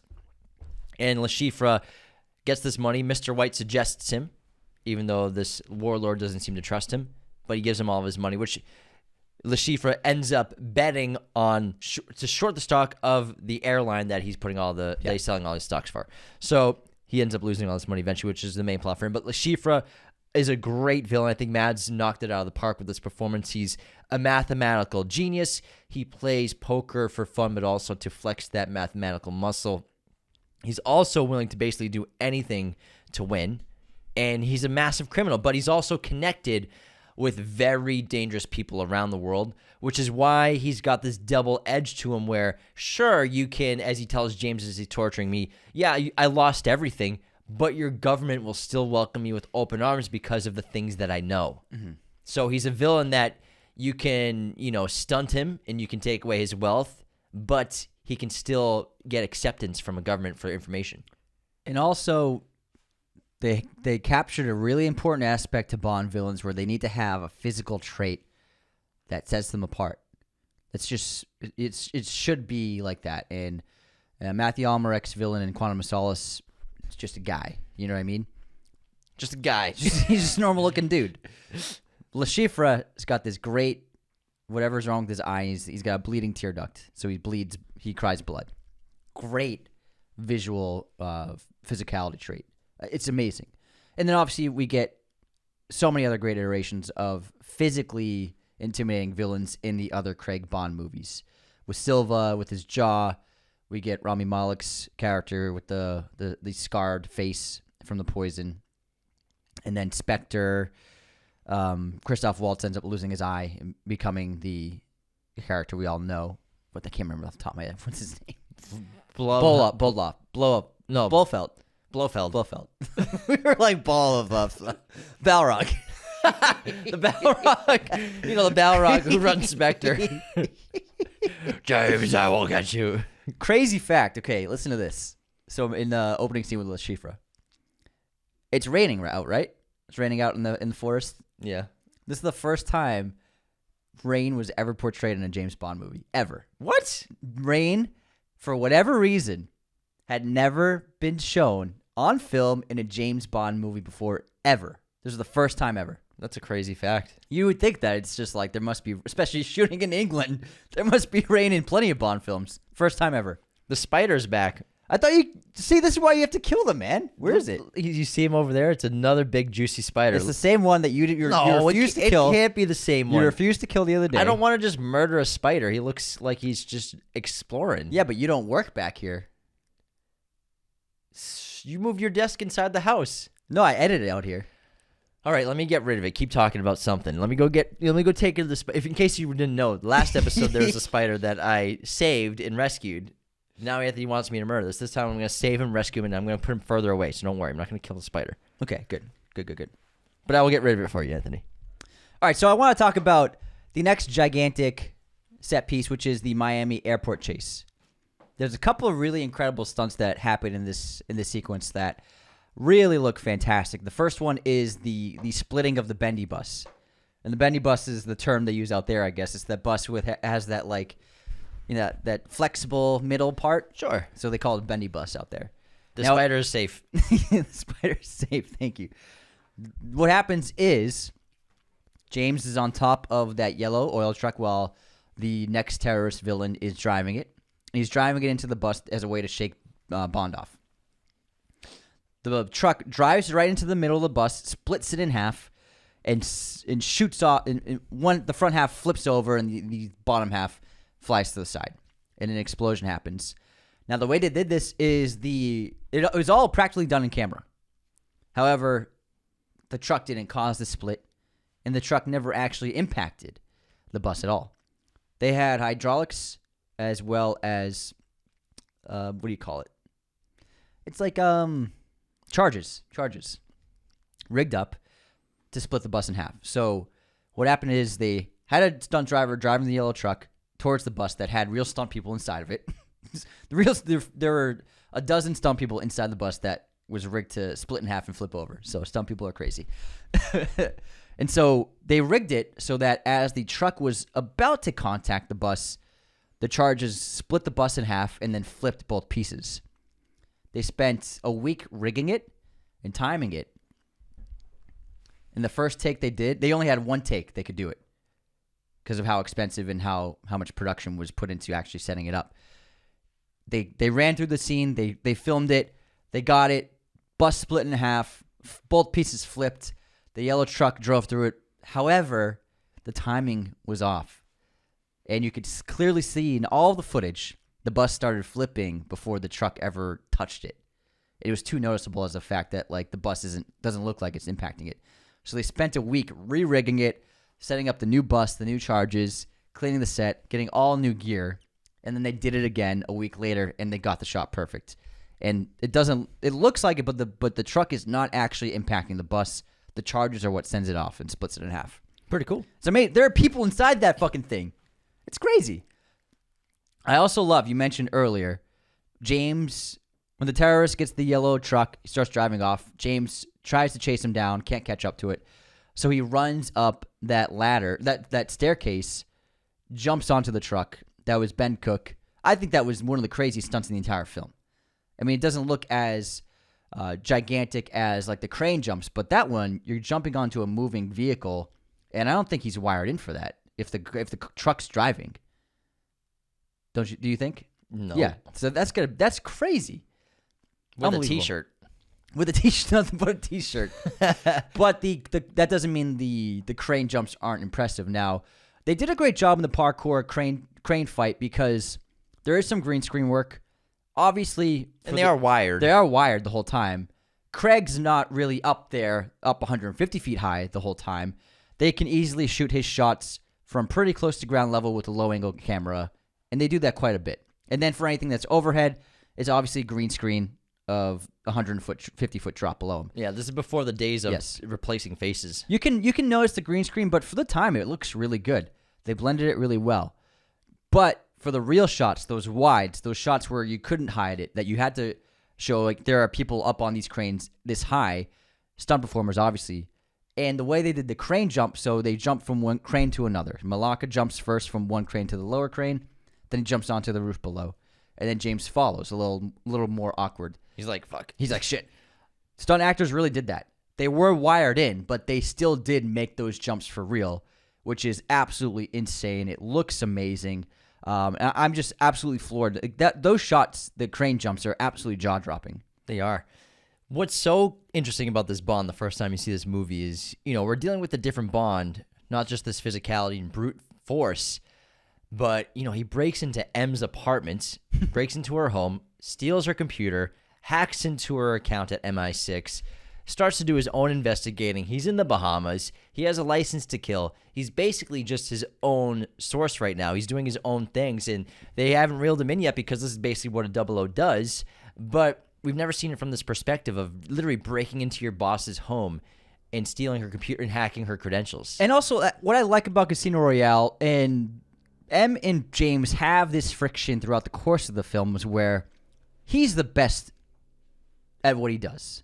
I don't think he's not. Well, I mean, not yet. He becomes necessary, but But he keeps messing up, and he puts his ego in the way. Like, he killed a guy in a foreign embassy on camera, and he has that great line, "Next time I'll aim for the camera." I like this Bond. And she has that great line where she says, where the Crown and the government are upset with them. She says, they never care about what we do, just what we get photographed doing. Exactly. And I really like the idea that this Bond isn't as loyal as previous Bonds. He's loyal to Queen and Country, but he's rebellious. He wants to do things his way. He knows he shouldn't be doing this, but there is an arrogance to him where he can't let this guy get away. And he's thinking too small. M thinks big. That's why she has that job. James is thinking small. One less bomb maker. I think I did a good thing. And she's like, one less bomb maker. We're trying to get the entire organization. And he does the same thing with Demetrius, where he kills Demetrius when they could have used him for questioning, and because he kills Demetrius, Solange gets killed in the Bahamas, the first really female victim that Bond wooed that had repercussions for his actions. Can we talk about how James just absolutely ruined Demetrius's life? Pretty bad. First, he won Demetrius's car in a card game. Then he took his woman, and then he took his life. He absolutely he wrecked this guy's life. Yeah. He seemed like a dick, though. Yeah, he did seem like an asshole, but seemed like a dick. James ruined him. He ruined his life. Yeah, and really it's not until Vesper comes along that he gets put in check to an extent. And of course, like Anthony said, he's not the best, but he's necessary because he's the best at poker in the service. Yes. And because Le Chiffre, after James foils his plot for blowing up the giant plane, he loses the $100 million of the Ugandan warlord's money, who's going to come looking for it pretty soon. He's lost all that money. His only chance to win it back is this high-stakes $10 million buy-in poker game in Monterey at the Casino Royale. In Montenegro, I'm sorry. It's not in Northern California. In the Balkan Islands. Flagstaff, Arizona. Santa Barbara. The Studio City. At the Casino Royale with a $5 million optional second rebuy, and that's it, which they are going to send James to play in to try to end Le Chiffre's run and bankrupt him, which will force him to become a rat for MI6. I think that, honestly, one of the best films in the entire movie is one of the best scenes. One of the best films in the movie. Oh, my God. One of the best scenes in the entire film is Bond and Vesper. On the train? On the train. Yeah. Because we get them meeting and then we get after dinner. I find this scene to be engrossing. It's so well acted. You have two really good actors going at it. But it's really the sparring, the quips, the psychoanalyzing they do on each other. Bond's never had.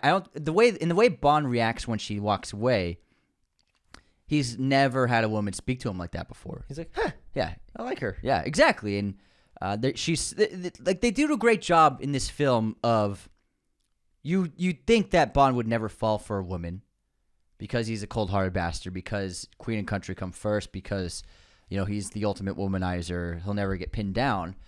They did an excellent job in the screenplay, and also with the chemistry between Craig and Green, of really laying the breadcrumbs for him falling for this person.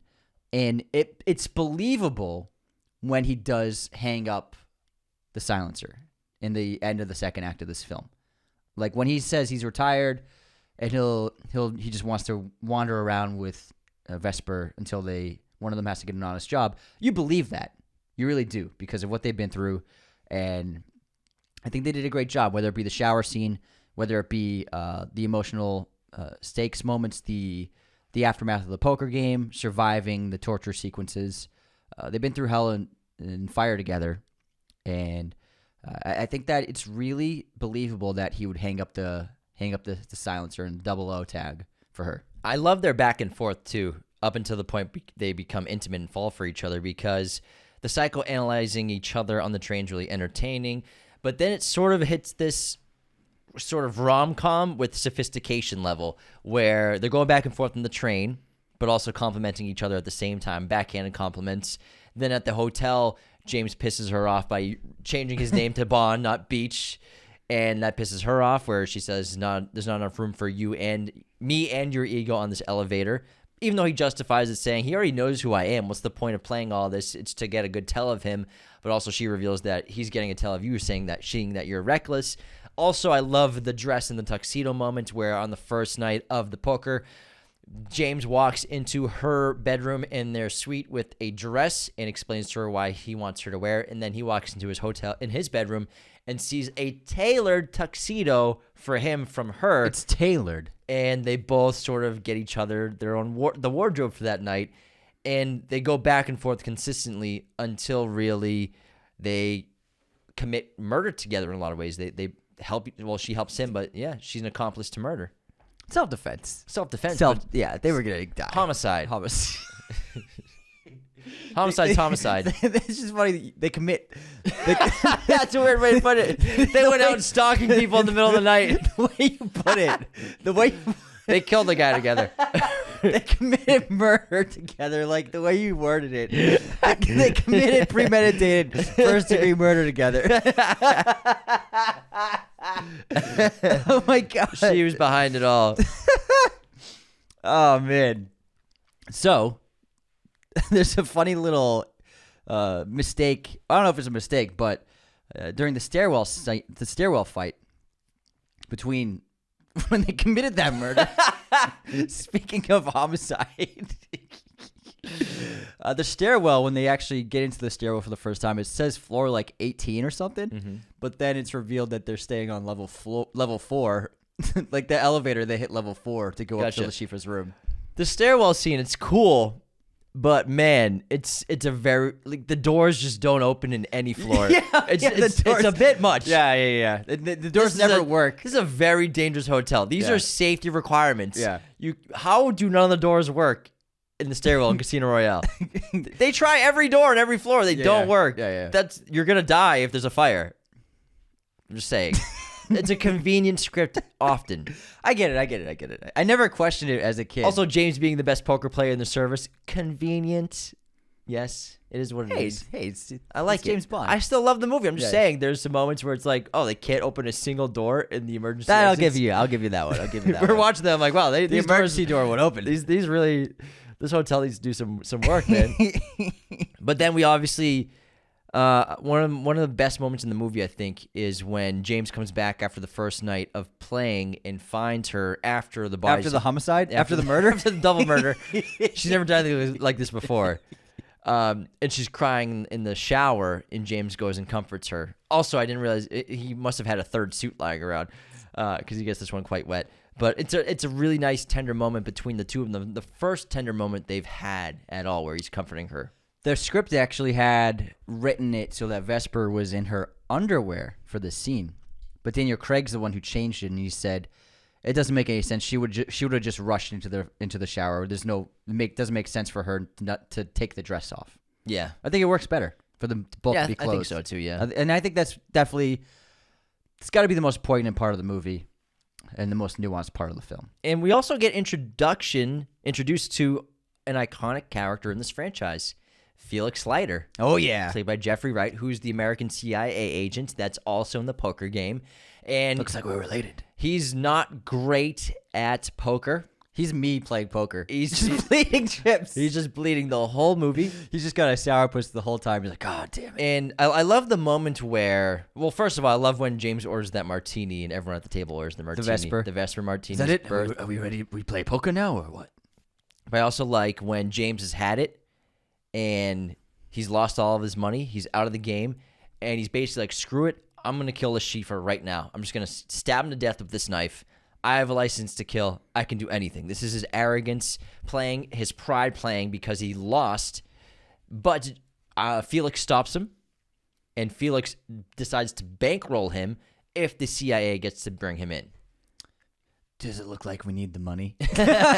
So I think this is a great character to introduce, and Jeffrey Wright was perfect for this role all the way up until the rest of the movies in the franchise. I was so happy with No Time to Die with him having such a significant role in that film. Me too. He has so much screen time in No Time to Die, by far the most he had in any Bond film, and I thought it was great. It was better for it. But then we also got the great defibrillator scene. Yes. Where James comes back after being bankrolled by the CIA now, and he gets poisoned by Le Chiffre's girlfriend. This is a great like Bond archetype kind of moment. She's Getting also poisoned. a bit peachy for after almost getting her arm cut off. She's all smiles She's like the next hour. Bit peaky. I'd be like, I'd be a mess. I'd be like, I'd be gone. I'd be gone. Money's not worth it. Yeah, I'd be out of here. I like to keep my life in my arm. James is poisoned with his martini by her, and somehow finds this defibrillator thing in his car. Who would have thought it was in there? But I like how he's talking to MI6 on the phone, and they figure out. I like this. Yeah, They're analyzing his blood Yeah. to try to figure out what kind of poison he's been given, what antidote to use, and who's there to save him after he dies and isn't able to hit the button because the connection between his defibrillator his negative wire has been disconnected. Vesper there. So Vesper saves the day. brings him back from the dead, You okay? which is really great. He asks, "You okay?" Am I okay? You just almost died.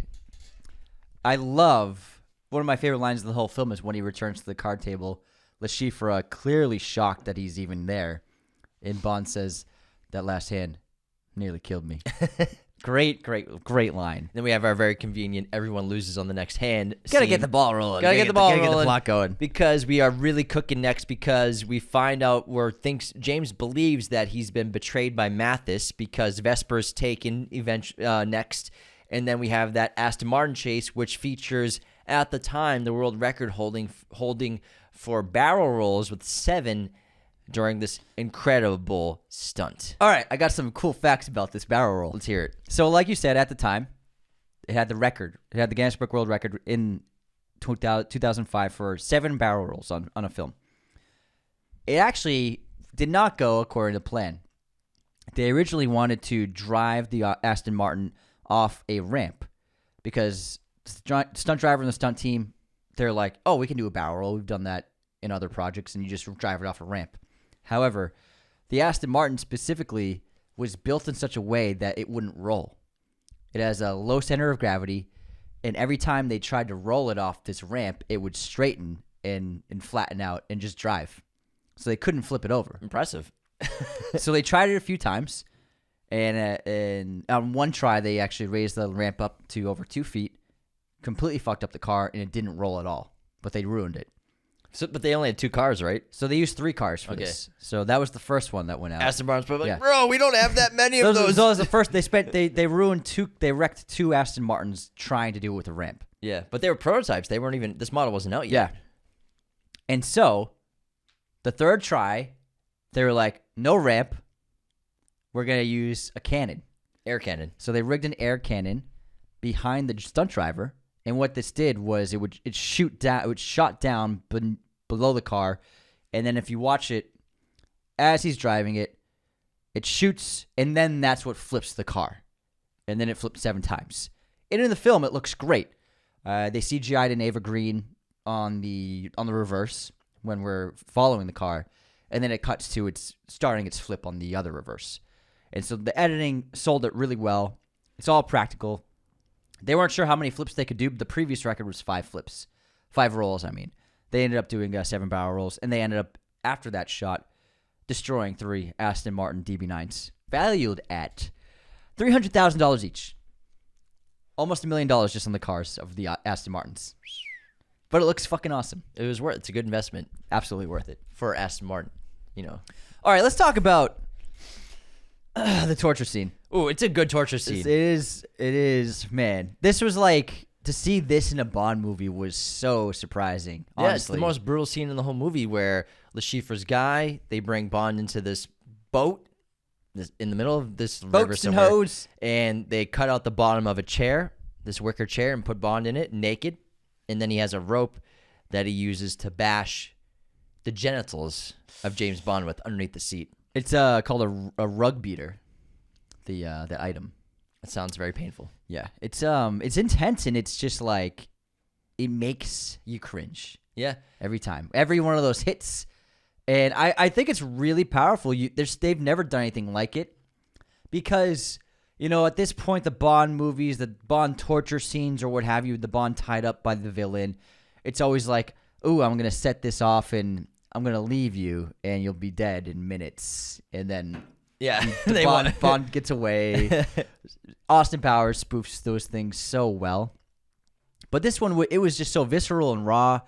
And it's just the two of them. And Bond's not getting away. There ain't no way out of this. And it's not his doing that gets him out of this. And I think that it was just like absolutely a highlight of the film. It's also the best looking scene. The lighting in the scene's phenomenal. And I think it's an absolute, just the best filmmaking they have in this movie. Artistically. Yeah. And Bond takes it. He takes it like a champ. And he's torn between Vesper, this woman he's falling for, who's also in another room getting tortured. He's torn between doing his duty, doing his job, and not giving up information, or do I save her? He's dying. He can't pick either. He has to pick one or the other. And he's probably smart enough to realize that they're both going to die. And he's smart enough to realize that she'll probably give up information before him. And he's not gonna. And he even messes with I love it. Le Chiffre, where he says, to the right, to the rest. Now the whole world's gonna know you done scratched my balls. Got an itch down there. Would you mind? It's so funny. Great. It's great. It's great. It's great. And then So this was actually like, they actually went more intense than they planned to. I saw Mads. So Mads and Craig had a great Zoom interview with each other last year. And they said that they were coming up with crazy ideas. And the filmmakers were like, okay, we gotta tone this down.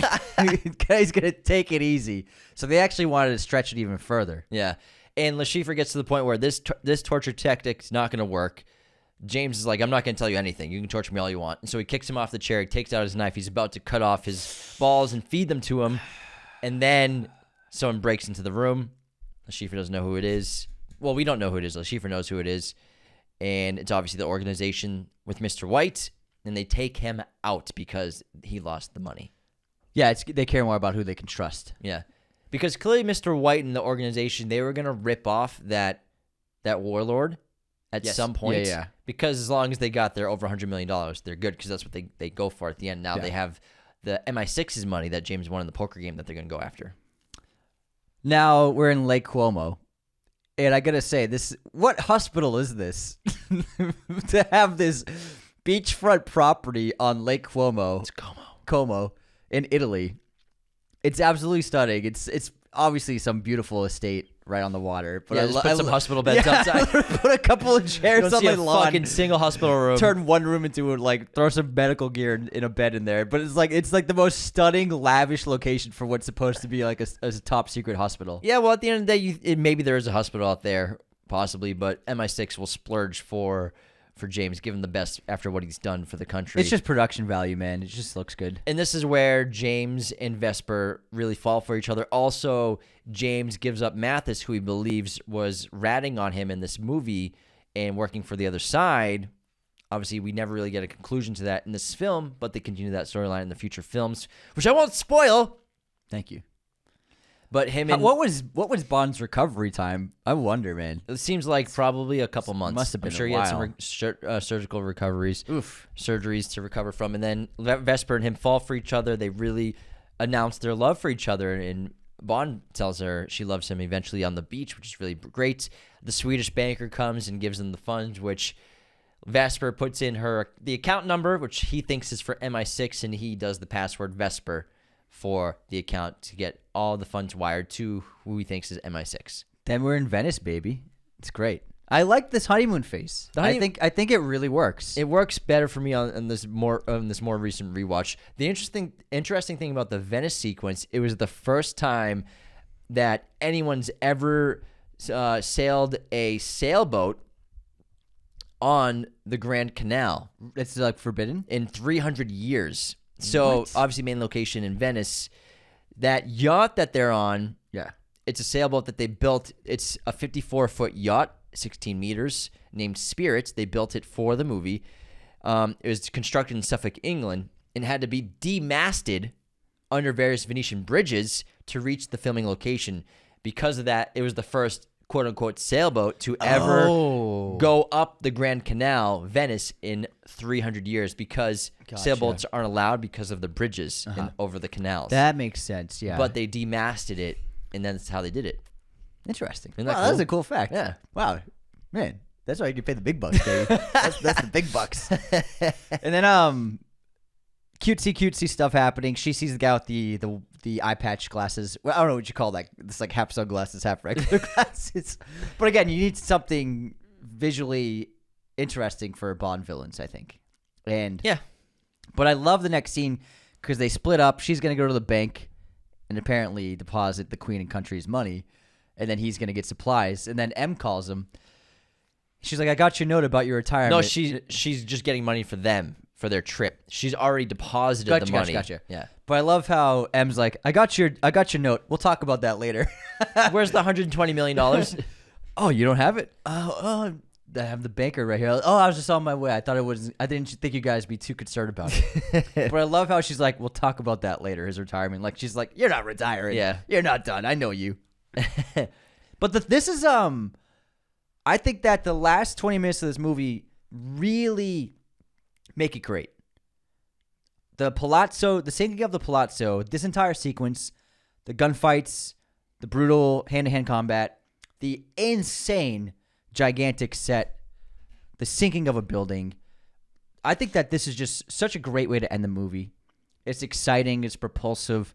It was unexpected. I remember the first time we watched it, I thought like the movie was over. I was like, oh, they're going to sail off into the sunset. Like, he got the girl. Nice. 15-year-old Anthony was satisfied. Like, I was good. I was good. But then, we're just getting started. This is a huge finale, and I think that the unexpected nature of it was what makes it so strong. James kind of killed Vesper, although she killed herself. She could have. She locked it. I know. Yeah, she locked because he shoots the first flotation device. Yeah. It's a really show-stopping scene. Yeah. I honestly forgot how cool it was. I haven't seen this movie in a while. And man, the interior, like all of that stuff, it's such great stunt Yeah, work. and so this Venetian building, which he enters after he's chasing her and the henchmen that have her captured with the briefcase with the money, and he shoots out the flotation devices underneath the building that are helping it stay afloat, so that he can get some sort of diversion as he enters to try to save. Well, he actually doesn't want to at this moment want to save her. He wants to get the money. He wants to get the money. He wants to He kill seems like everyone. He wants to kill her. He wants to kill everyone. He wants to kill her at first when he's trailing her. He's like, this girl. He puts the silencer on his gun. He's on the go.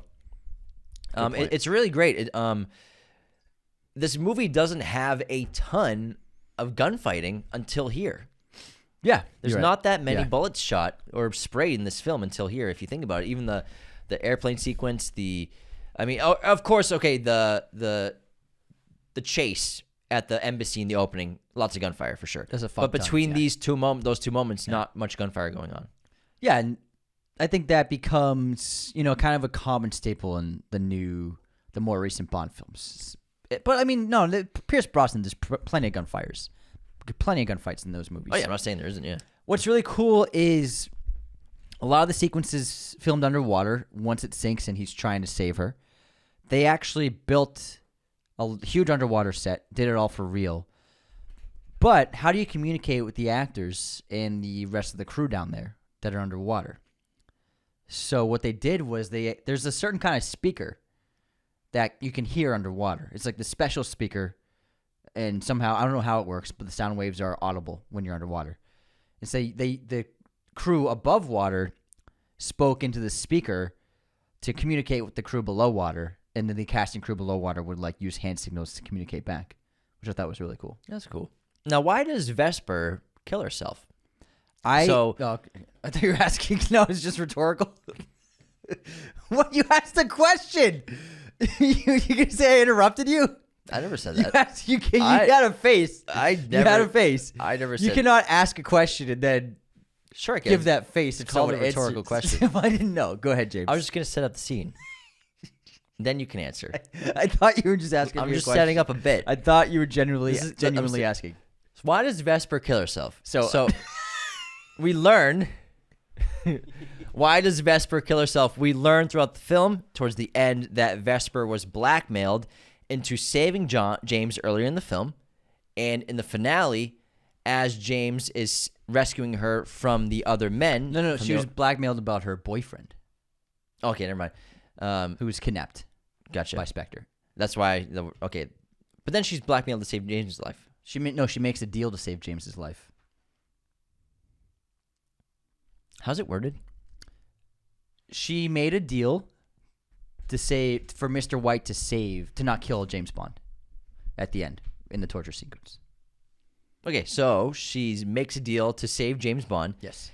And so why does she then kill herself? Because she can escape the elevator with James in the sinking Venetian building, but she chooses to lock herself inside the sinking building, inside the elevator, with no escape until she drowns at the bottom of the Venetian canal and pushes away from James and dies. Yes. Is it guilt? Is it overwhelming guilt? Is it that she'll never be able to be with James Bond because of what she's done in the life he lives? Is it a combination of all that? What do you think? Now you're asking me? Now you can answer the question. I think that she genuinely loves James. However, she thinks that as long as she's alive, his life will always be under threat. And so that's why she kills herself. Yes. That's and probably out of right. shame. Yeah, I think so, especially after he told her that he loves her. Because she never says it back. But clearly she does. You love me? But I think because he's in love with her, that's another reason. It's the guilt, but also no matter what, as long as I'm alive, you will most likely get killed because of me. So Spider-Man 2. Yeah, sure. Little does she know that James does everything he can to try to get killed. He nearly gets killed so many times. A lot. Like a lot of times. A lot. But yeah, I get behind her choice and I accept it. And visually, it's great. Emotionally, it's extremely resonant, powerfully felt.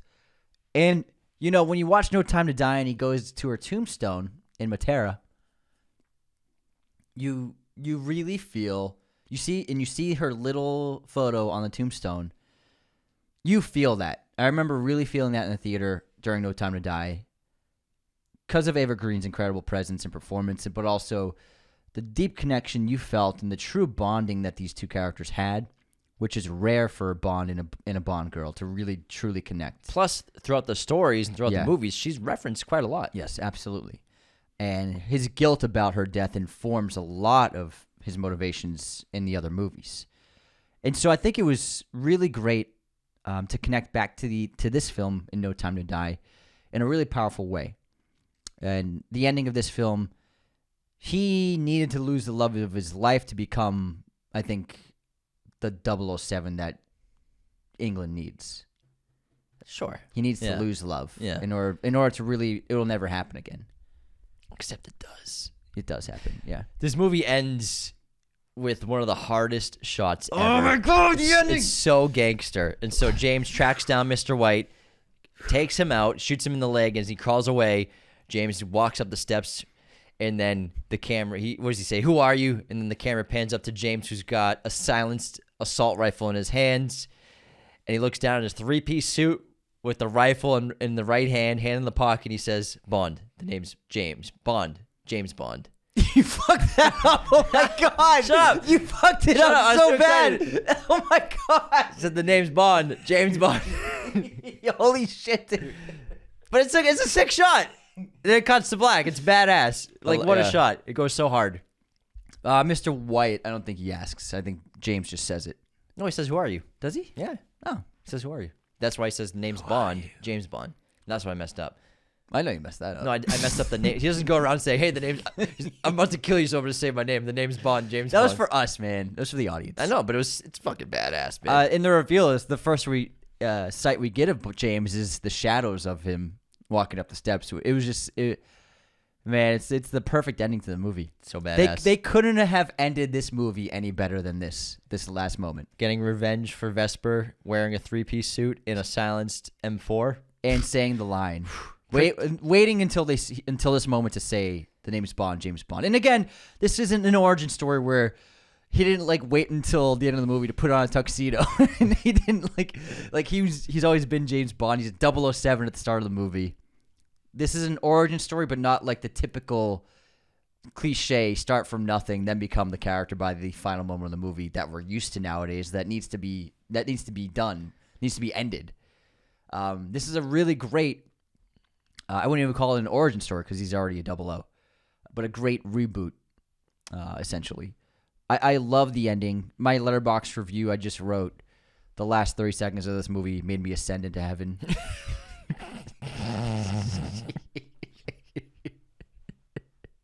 It's just that cool.